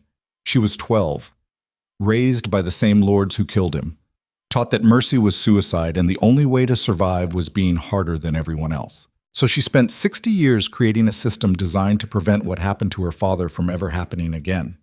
She murdered, manipulated, destroyed lives, all in service of keeping the empire stable because she'd watched it nearly collapse when a kind ruler tried to reform it. Lord Theron interrupted.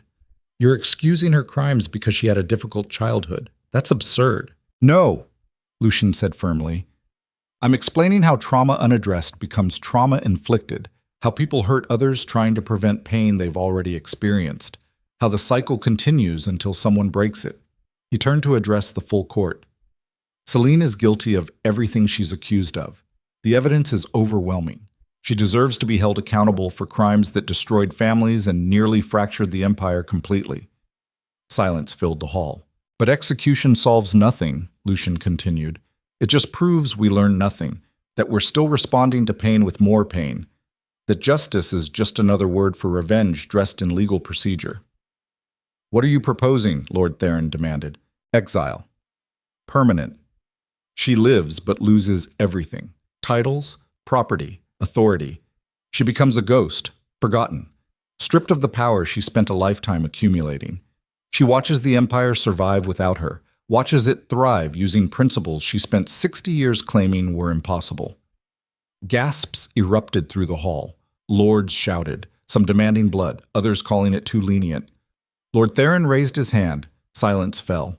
You would show mercy to someone who showed none, who murdered your parents, who tried to destroy everything you represent. Yes, Lucien said, not because she deserves it, but because mercy from a position of strength is more terrifying than execution. It proves we're better than our worst impulses, that we can hold people accountable without becoming the thing we're punishing. He met the judge's eyes, each one searching for deception. And because executing her proves her philosophy correct, that empires can only survive through fear and violence, that compassion is weakness.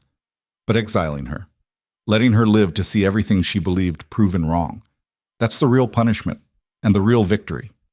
The hall erupted again. Debate raged. Lords argued. Citizens shouted opinions. The judges conferred. Hours passed. The sun set. Torches were lit. Finally, Lord Theron stood. This court finds Lucien Ravenor guilty of all charges: treason, conspiracy, regicide, crimes against the empire and crown. The sentence is permanent exile beyond imperial borders, all titles revoked, all property seized. She is forbidden from ever returning under penalty of immediate execution. She leaves at dawn and becomes a ghost to history. The hall exploded. Some celebrating, others protesting. The decision satisfied no one completely, which meant it was probably right. Celine was led away. She paused at the door, looked back at Lucien. Her lips moved, forming words only he could read. Thank you. Then she was gone. Aurelia found him afterward in the Citadel Gardens, the same place where he'd rejected her months ago, where everything had started fracturing. She sat beside him on the stone bench. Neither spoke for long moments. Finally, Aurelia broke the silence. The city is rioting. Half think you are too harsh. Half think you are too soft. Everyone's angry. Good, Lucien said. Means we're doing something different instead of just repeating patterns. You showed mercy to someone who would have executed you without hesitation. I showed restraint. There's a difference. Mercy is forgiving someone. Restraint is being capable of terrible things and choosing not to do them because the cost exceeds the benefit. She leaned against him. What now? The empire is still fractured, the council corrupted, noble houses at war with each other. You've won the battle, but the war for what kind of ruler you'll be is just beginning. Now we rebuild. Not the empire that was. Something new.